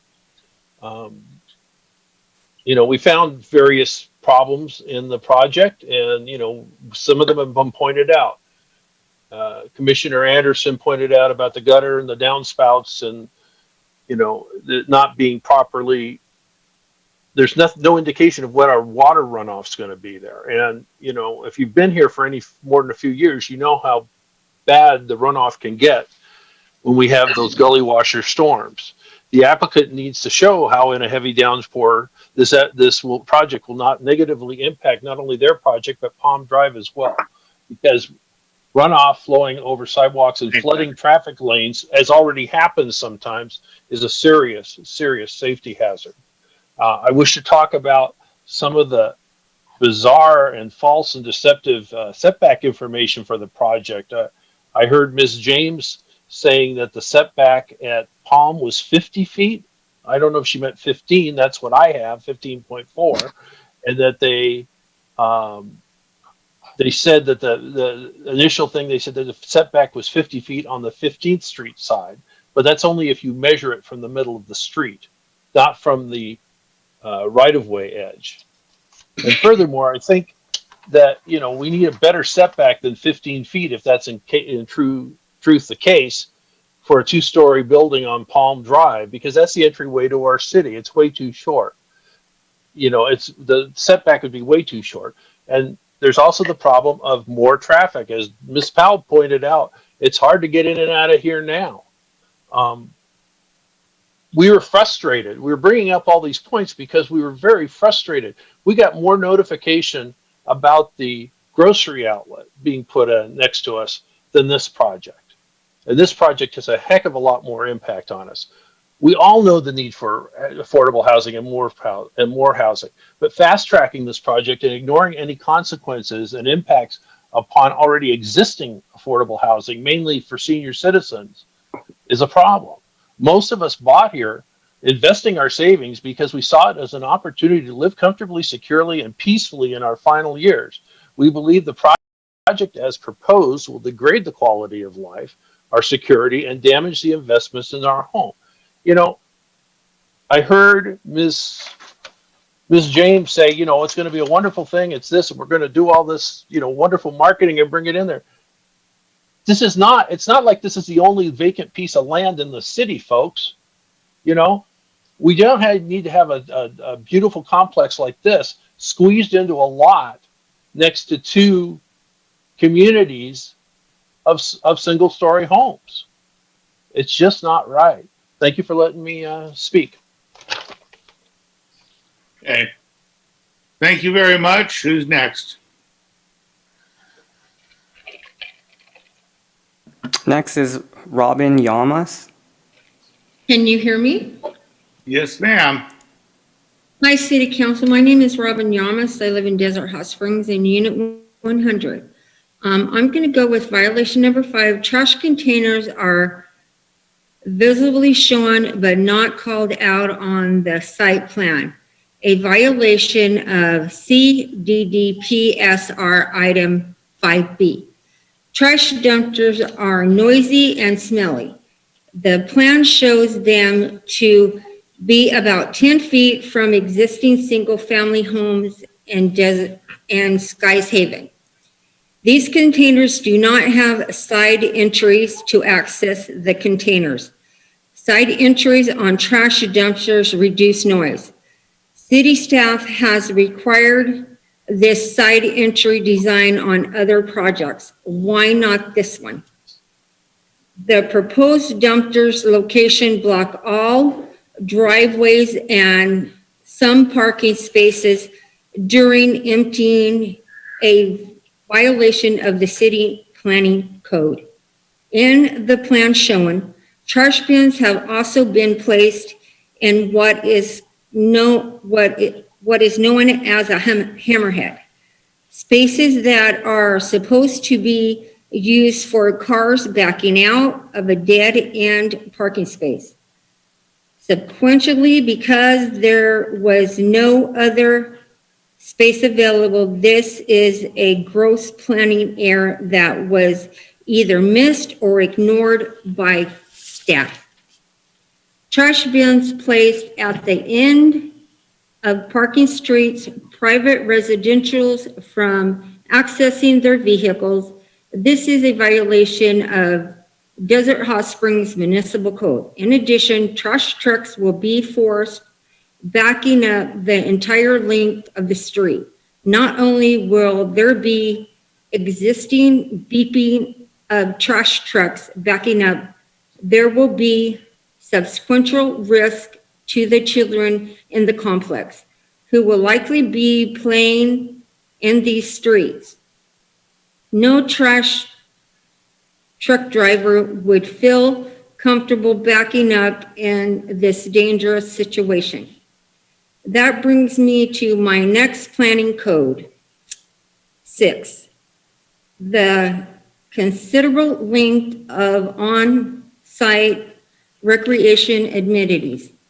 One tiny top play yard at the end of the property isn't enough for 400 plus families, especially when some young kids and children will be having too close up to 8 entire streets to get the link of amenities for this. Families develop will cause a reduction in the quality of life and property, both inside and outside this project and in the surrounding community. More redesigned and better location of amenities need to be provided. Children do not like to play inside all day in a amenities place. They need space to roam and be outside in the fresh air sometimes. Section 1708270 of the Planning Code requires that common open spaces need to be convenient to all units and sheltered from noise and traffic. According, children's play area needs to be visible from all units. It is current location, only a few units will be available to see the play area. As we all know, as we were kids and as we have children of our own and grandchildren, we know that our kids like to go outside and play. We know that kids have been taken out of our areas at a quick of a whim. I'm asking that the Planning Commission please take children's play area very seriously and help our children be safe. We are in a very crisis time right now, and I just feel that things are going to get worse for us. So we need to do everything we can to protect our children in the future. And for me, I live on the south side of the complex here in Desert Hot Springs. I have medical conditions. I was in a bad accident in 2017. I had a stroke, and it's very much affected my life. I have just been diagnosed with another serious illness that I do not care to discuss with anybody else. Plus, I have high blood pressure. I am diabetic. I'm on heart medication because of the stroke. And the trash cans on the south are going to smell.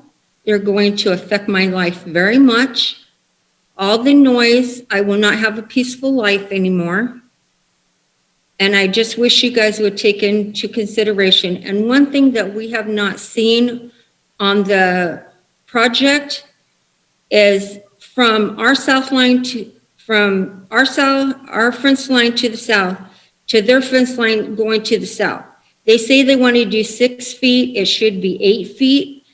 And the other thing is that they need to do an emergency access road that should be 14 to 15 feet. So we are not caught if we have a fire here or something, we need the paramedics, fire department, and everything to get through to us. So we're not in an inferno. And if you come and look at our project and their project, you will understand everything that we're talking about. Thank you very much.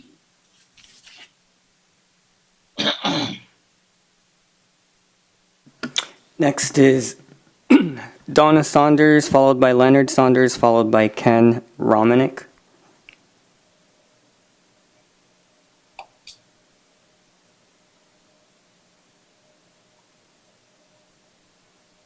I do not see Donna Saunders in here unless she is using someone else's Zoom.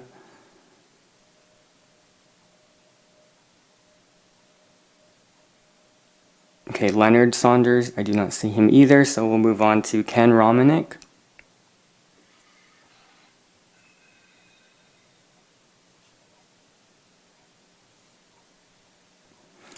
Okay, Ken is coming.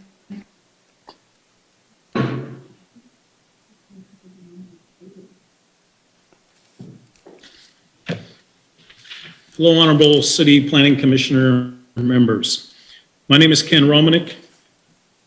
I live at 1477 Palm Drive, Desert Hot Springs, here in Desert Hot Springs, California, Sky Haven, 1477 Palm Drive, Sky Haven.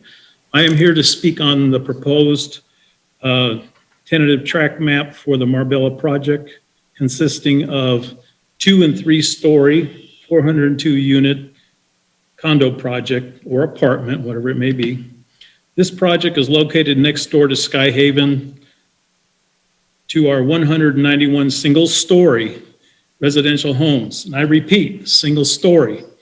We do not want to have 2-story buildings 10 feet away from our property line overlooking our backyards.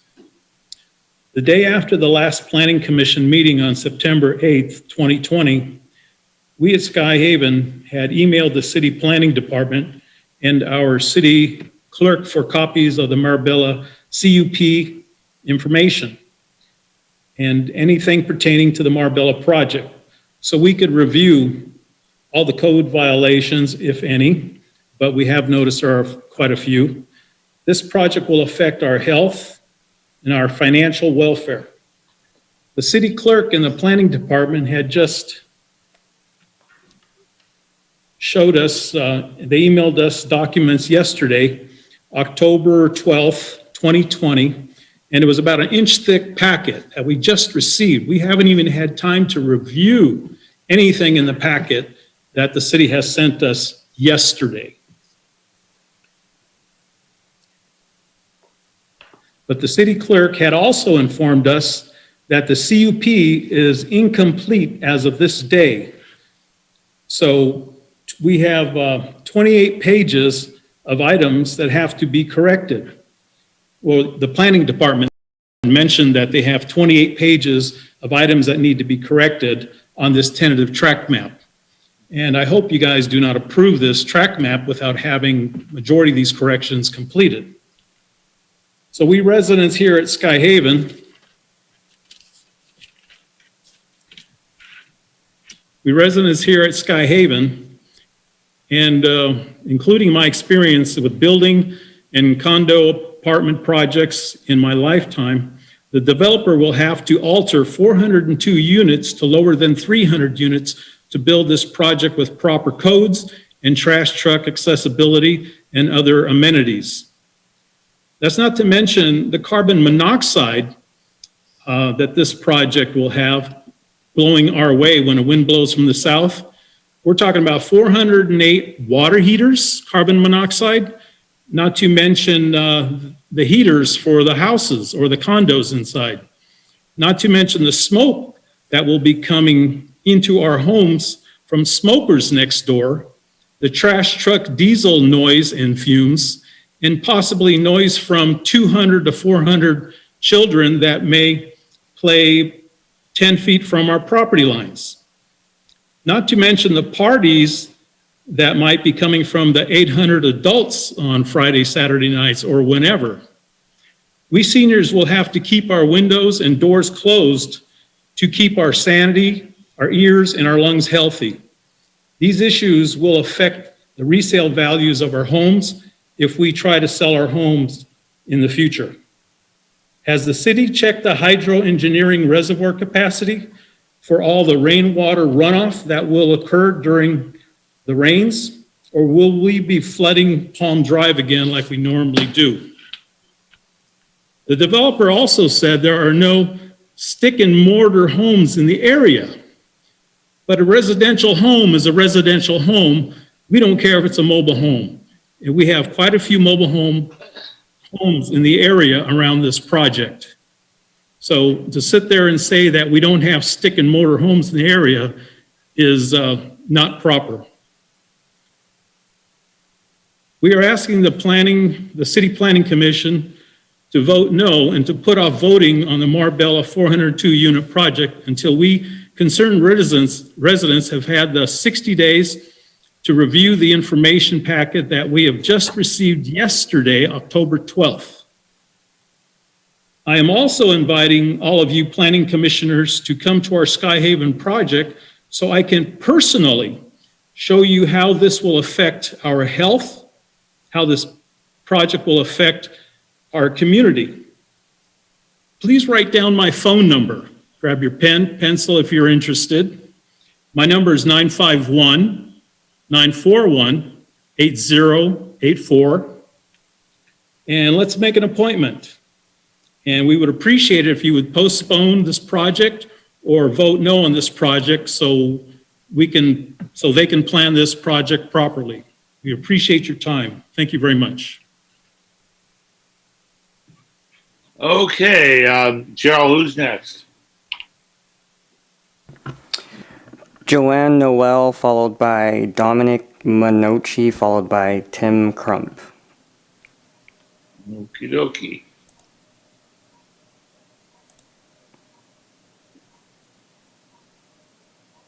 Hi, can everyone hear me? Barely. You need to speak it up a little bit, I think. Okay. Can you hear me now? Yeah. Okay, perfect. Good evening. My name is Joanne Noel, and I've been a homeowner at Skies Haven since 2009. Before that, I had been coming to visit my father since 1998. I purchased in this community for several reasons. First being that I wanted to be close to my father, who has since passed away. Secondly, for the quietness. And thirdly, for the views. Oh my gosh, most importantly, the views, the spectacular 360-degree views of the mountains, those famous mountains that surround us and make us feel so secure and protected.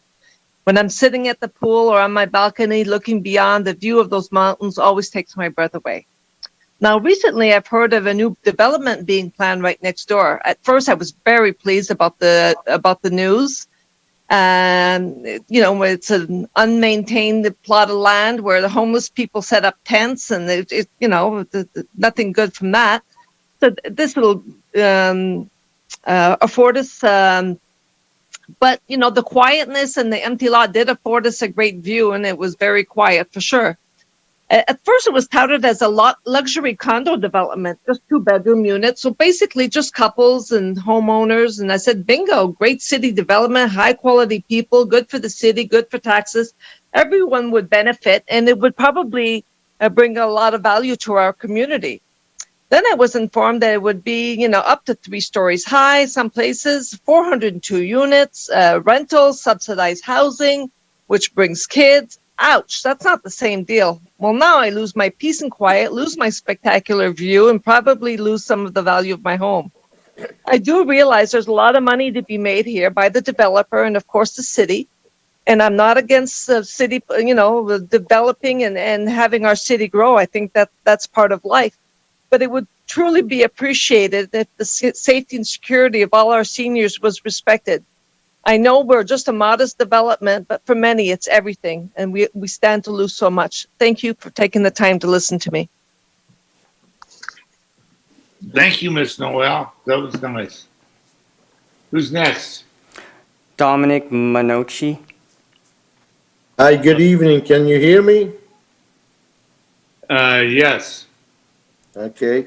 My name is Dominic Manaki. I've been a resident of Sky Haven for 7 years now.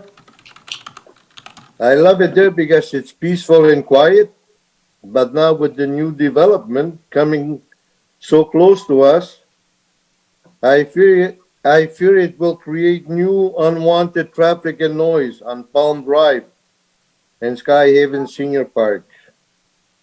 I'm all for the development of our city, but not at all costs. Does the developer have a plan in place to take care of the traffic and noise?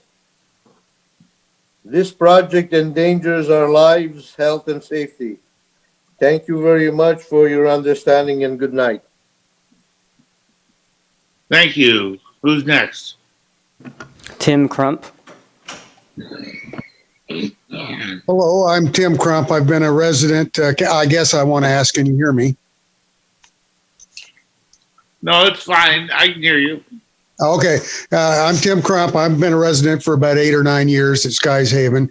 And the subject that I was going to speak on tonight has been covered well. And I believe it was Jennifer, one of the ladies, asked that we not duplicate what we're going to talk about. So I'm just going to commend my neighbors and friends and thank the commission, the Planning Commission, for listening to us. Thank you. Thank you, Mr. Crump. Who's next?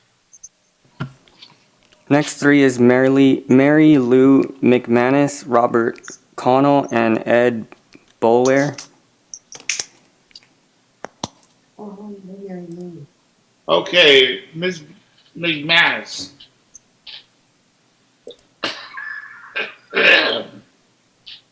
Good evening. I guess you can hear me?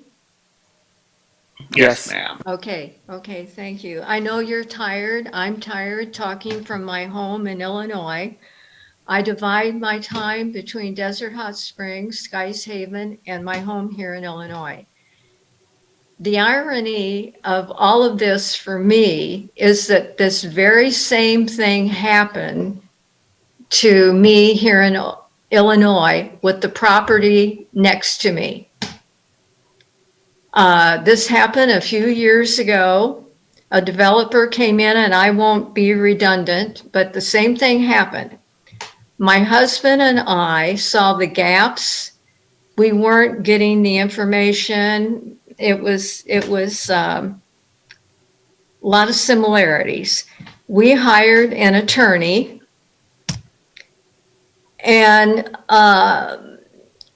the attorney hired some environmentalists. They did studies in the area, the impact on the already stressed traffic, etc. It did go to court, and it was ruled against the developer. Fast forward a couple years later, we told the developer we were okay with the progress, and if they would put in like 1-story condos or something that would not compromise the integrity of our community. So that has been what has happened. We now have these wonderful, attractive condos that are next to the home that I'm sitting in right now. It has enhanced our property value. There are few people who live there, so there has not been an impact on the already stressed traffic count. Everyone seems to be happy. I'm all for the progress, but as long as it is done for the good of not only Skies Haven, but for the residents of Desert Hot Springs, which is a wonderful, unique desert town. And one story would be good, along with, well, just doing things correctly. Okay, thank you. Thank you very much. Okay, who's next? Robert Connell.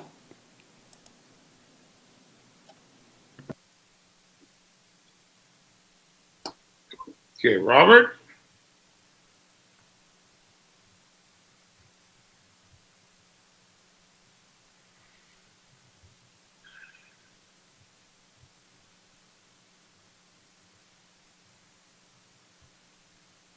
Okay, are we having?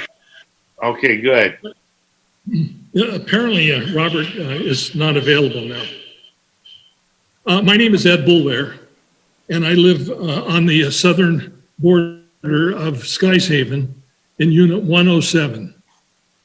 I've been a resident owner here for approximately 1 year, and it was my intention to purchase my final resting place, my final home, in a peaceful and quiet community, which this has proven to be over the last 9 months or so. At the onset, I respectfully request your rejection of the Marbella Villas project. My purchase of the property in Skies Haven was intended to be my final home, as I mentioned, among other seniors. It is quiet and conducive to a peaceful existence in my latter years. I raise the questions that are there not alternatives to this project, which is enormous, 403 residents, and 2 and 3 story homes towering next to us, 35 feet in height? Isn't it possible that there's alternatives such as another senior development, especially single story, and conducive to the quiet life that we've become accustomed to here? It seems like major imposition to be the victims, shall we say, of a huge complex that is just has so many complexions that we can't think of them all at the same time. So it is again my respectful position that you would reject this project, Marbella Villas, and let us continue our lives here with some peace and quiet. We don't need this in our lives now or anytime in the near future. Thank you. Okay, who's next? Christiane Cunny, followed by Doug Clark, followed by Ellen Mowbray.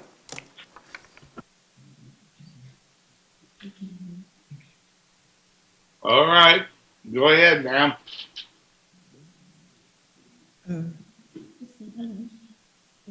Okay, hello? Hello. Hi. Okay. Okay, I'm living in Sky Haven, Desert Springs, and I am not young. Ma'am. No. Hello. And I like to. Okay. I like the place. I like very much, but I don't like the people too close to us. Okay. Okay, it's all right. I don't want this project in this place. Okay, thank you. Okay, go ahead, ma'am.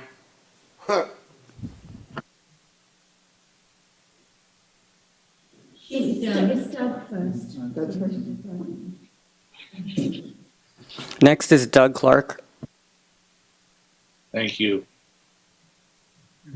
Good evening, everybody. I'm not going to belabor the very same things that you've been hearing over and over and over again.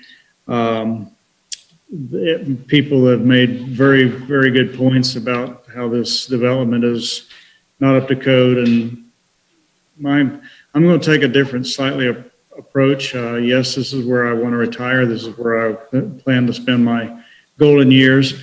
But I live on the south fence line, and I see out there every day not only the beautiful view of the mountains, but it is home to so many animals that are out there. There are so many rabbits and bunnies and quail, and just I understand that nature takes a back seat to development, but I would like to seriously for you to consider, you did an environmental impact statement in 2007. Have we done one again recently? And also, if you're going to develop, let's not put 2 and 3 story buildings, and let's not make 402 units. I travel to work every day on Palm Drive, and it's rough. There's a lot of traffic on Palm Drive, and I don't know if the infrastructure is capable of handling another 402 peoples that are driving to and from work. So I would really like for you to consider a compromise. If you're going to build, let's downsize it to something that's more reasonable and something that the infrastructure can handle. And I'm not looking forward to bulldozers and heavy equipment out there for months on end building this. You can't stop progress, but I would sure like for you guys to consider this unit needs to be downsized. Thank you for your time. Thank you so much, sir. Who's next? Ellen Mowbray. Good evening. My name is Ellen Mowbray. I live in Skies Haven. I've been here for 2.5 years. Believe it or not, I came here because I suffer from post-traumatic stress syndrome, which you can hear. I came here for the quietness. I still work, and so I still commute, so I'll come home in the evening, and I sit in my backyard and relax and look at the animals and the mountain, and it does a lot of good, which is why I bought the place. I back up everybody here tonight in what they've said. It's all valid and true.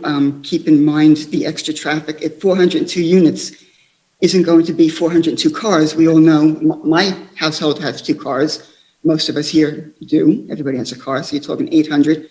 The accidents, I've never seen anything like it before in Desert Hot Springs. I was in Palm Springs for 8 years. Prior to that, I'm from New York City, Long Island, Brooklyn. I still never saw as many accidents that I've seen out here and fatalities. I know it's late. I think you get the picture.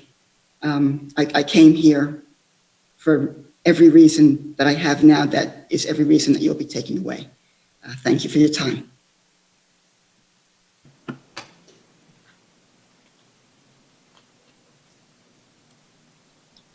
Yeah, Ms. Tal, are you finished? Ms. Blvd? Next is Joanne Warren, followed by Connie Imerty, followed by Derek Muir. Joanne Warren is not available. Hey, Ms. Warren, go ahead. Derek Muir.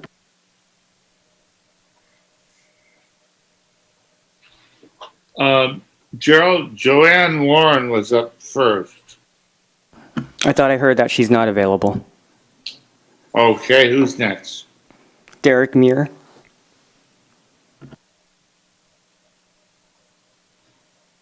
Okay, sir, are you available?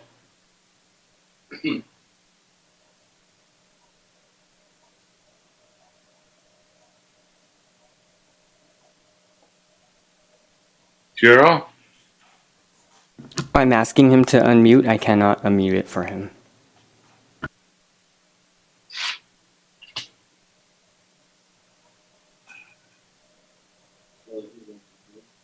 We might be able to come back to him if he can unmute himself. Can we move on? Connie Emerty.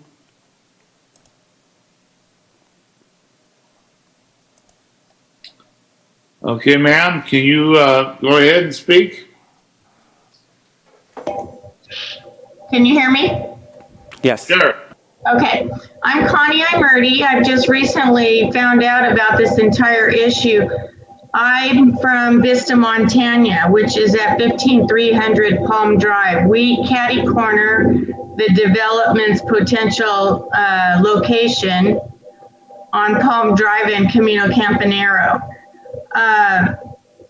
Number one, I say that a 3-story unit with the rendering that I've seen in the agenda today doesn't fit into Desert Hot Springs whatsoever. We're a quiet little town, desert community, and that's going to stand out worse than the Rock Hotel down the street. Secondly, I believe the traffic that 402 units is going to increase by tenfold. Right now, as it is, we can't get out of our complex, and the city just took it upon themselves to take away our center lane, so making a left is nearly impossible. I would suggest the developer consider a rear exit way or entrance and exit from that property if it has to be, but I just don't think that a building, 3-story building such as it is, will fit in there at all. It's going to look like an eyesore in the opposite extreme. Thank you very much for listening. All right, thank you. Who's next? We can go back to Derek Muir. Derek. Are you there?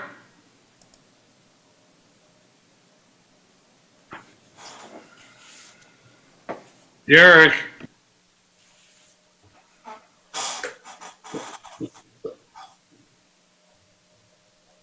Okay, next speaker is Michael Gold. Okay, Mr. Gold, go ahead.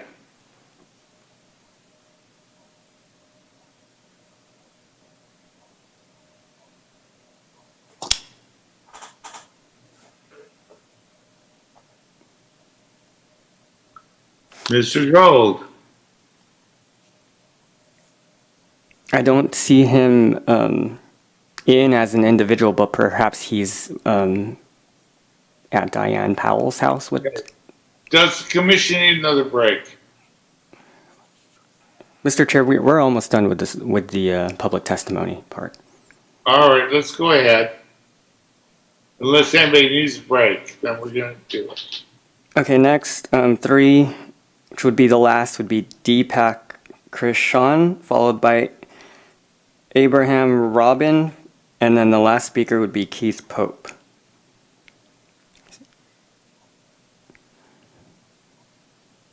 Okie dokie. Let's start with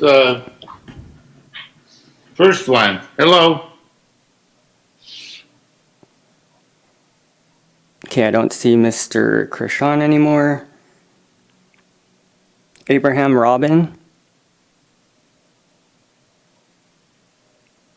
I don't see him either. So then we go to the last person, Keith Pope. And he doesn't appear to be here anymore either. With that being said, we wore everybody out, and I understand that.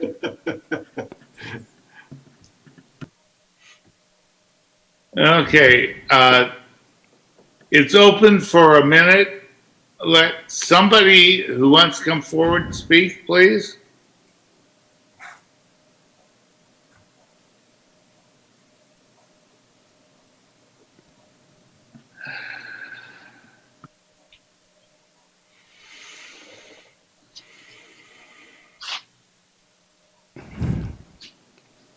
All right, that said, everybody's had an opportunity to speak. And we're going to be short. Okay, let's move forward. the next thing we need to do is, I hate to ask the applicant to rebut this. Do you want to?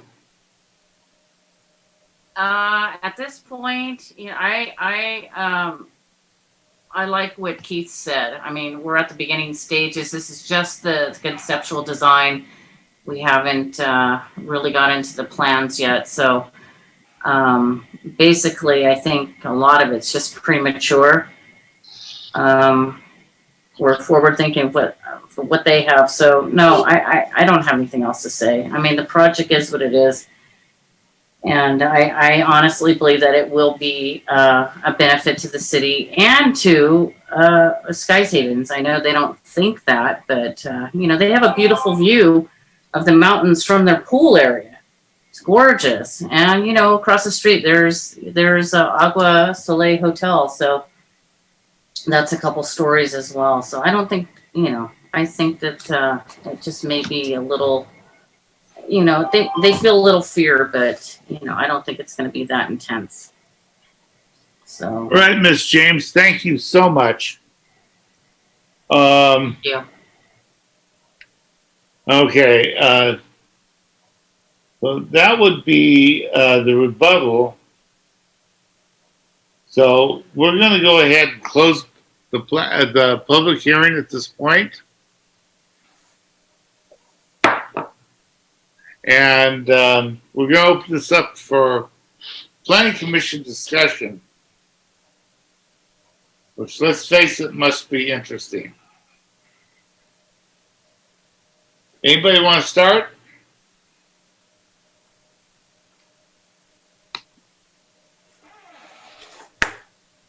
Commissioner Anderson. Thank you, Commissioner Anderson. Figure someone's got to get going. I like the idea of the condo units there. I think it will be a benefit to the city. I have the same concerns that some of the residents do, though. I know a lot of this is supposedly conceptual, but according to what's supposed to come in to be presented to us, it's supposed to be a little bit more of a complete plan. I would really like to see how they're going to put all these different adjustments in before I vote yes. I'm not necessarily opposed, but I really would like to see what the end product is going to be looking like, or more what it will be looking like. If I may respond. Go ahead. First of all, I'd like to say that I appreciate all the observance of all the speakers tonight. They brought out some great points. But I would like to reiterate the fact that staff has also found 165 items that we need addressed before our approval, 28 pages worth. But this is actually our normal process when we have a project come in the pipeline. We can't issue conditions to an applicant until we have a conceptual drawing to even know what they're proposing to us. And that's what we have at this point. This thick packet that was on the agenda tonight was also available last month prior to the Planning Commission meeting. Those 165 conditions that we placed on this project before we give our approval runs the whole spectrum of every city department, from the engineering department to the environmental, to the fire marshal, to the building and safety department, as well as the planning and zoning. So we have sections in the conditions of approval that will all be addressed before they get our final approval. So I hope that helps people understand the process a little better. This is not the only city I've worked for. This is standard operating procedure in almost every city in California. So I'd like to say that there is nothing deceptive about what we're doing. This is our normal process, and And I understand that all you're seeing are conceptual drawings right now, but that's normal for us. It's a tremendous cost outlay for an applicant to completely develop their plans, submit them to us, and then end up with 165 conditions of approval that they didn't count on incorporating those into their drawings. So projects move through our process in stages. And I hope that helps everyone to understand. Thank you very much, Keith. I appreciate that. Okay, other planning commissioners, you have something to say? Because I actually do, but I want to wait until everybody has their say. I don't have anything, Mr. Chair, at this moment. Okay. Kent, what do you have? I don't have anything. No questions. Okay. What about you, Kent? Well, I understand what Keith was saying. Obviously, some of his conditions probably don't deal with the density of the project. And from the city attorney's instructions, we don't have a lot of leeway on what we can or cannot do. So I understand that. I just do have some of the concerns about the way this is laid out, and can they actually redesign it so that the trash problem is taken care of, and where those HVACs are going to go, and will they have some green area for the people kids or whatnot to play in? I love the clubhouse and everything they're trying to do. It did show a tennis court that they now say they are not getting. So maybe we can make that into some sort of play area or something. It'll be more centrally located. That's about all I got. Thanks very much. Jim? I have nothing right now, no. Okay. The only thing I have is I heard everything. I understand it. I understand all the concerns. And I really think that people need to work on this project. This is not a done deal by any stretch of the imagination.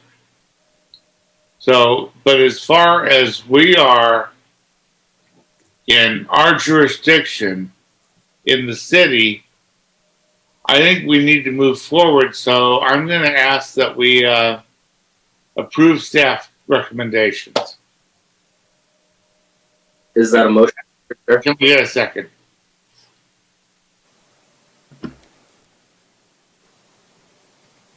Excuse me. I lose Richard. Are you there, Mr. Chair? I am. I was asking if you were forming a motion, sir. I am. I would.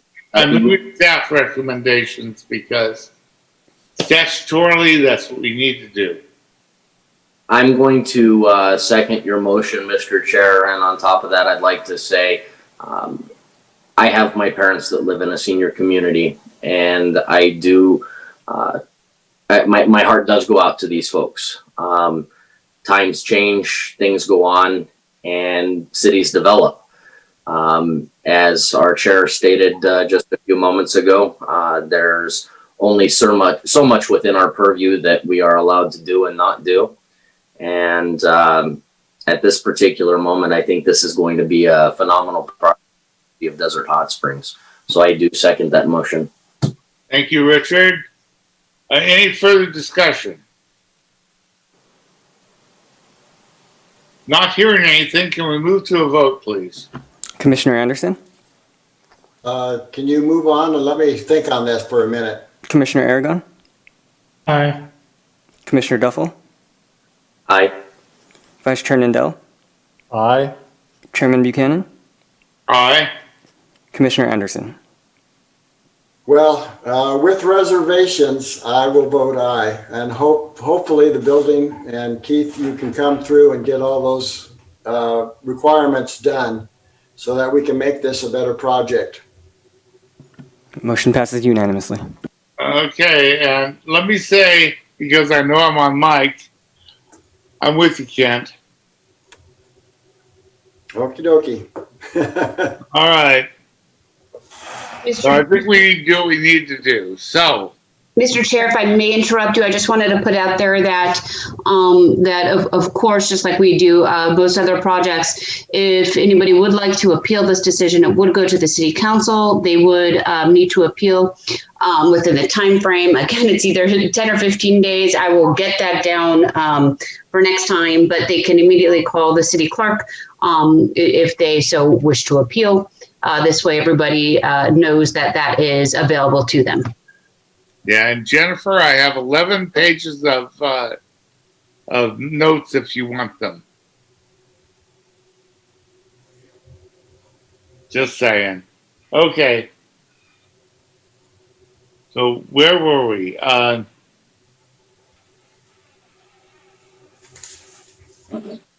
Let's move on to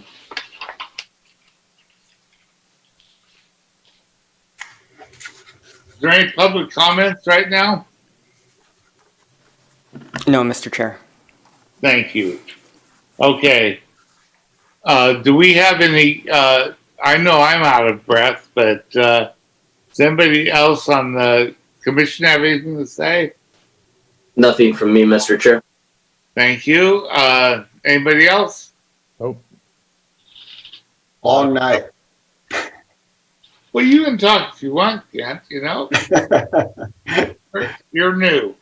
No, thanks. I was just saying a long night. It's been a long night, yes. Okay. So, Community Development Director, do you have a report? I have nothing further.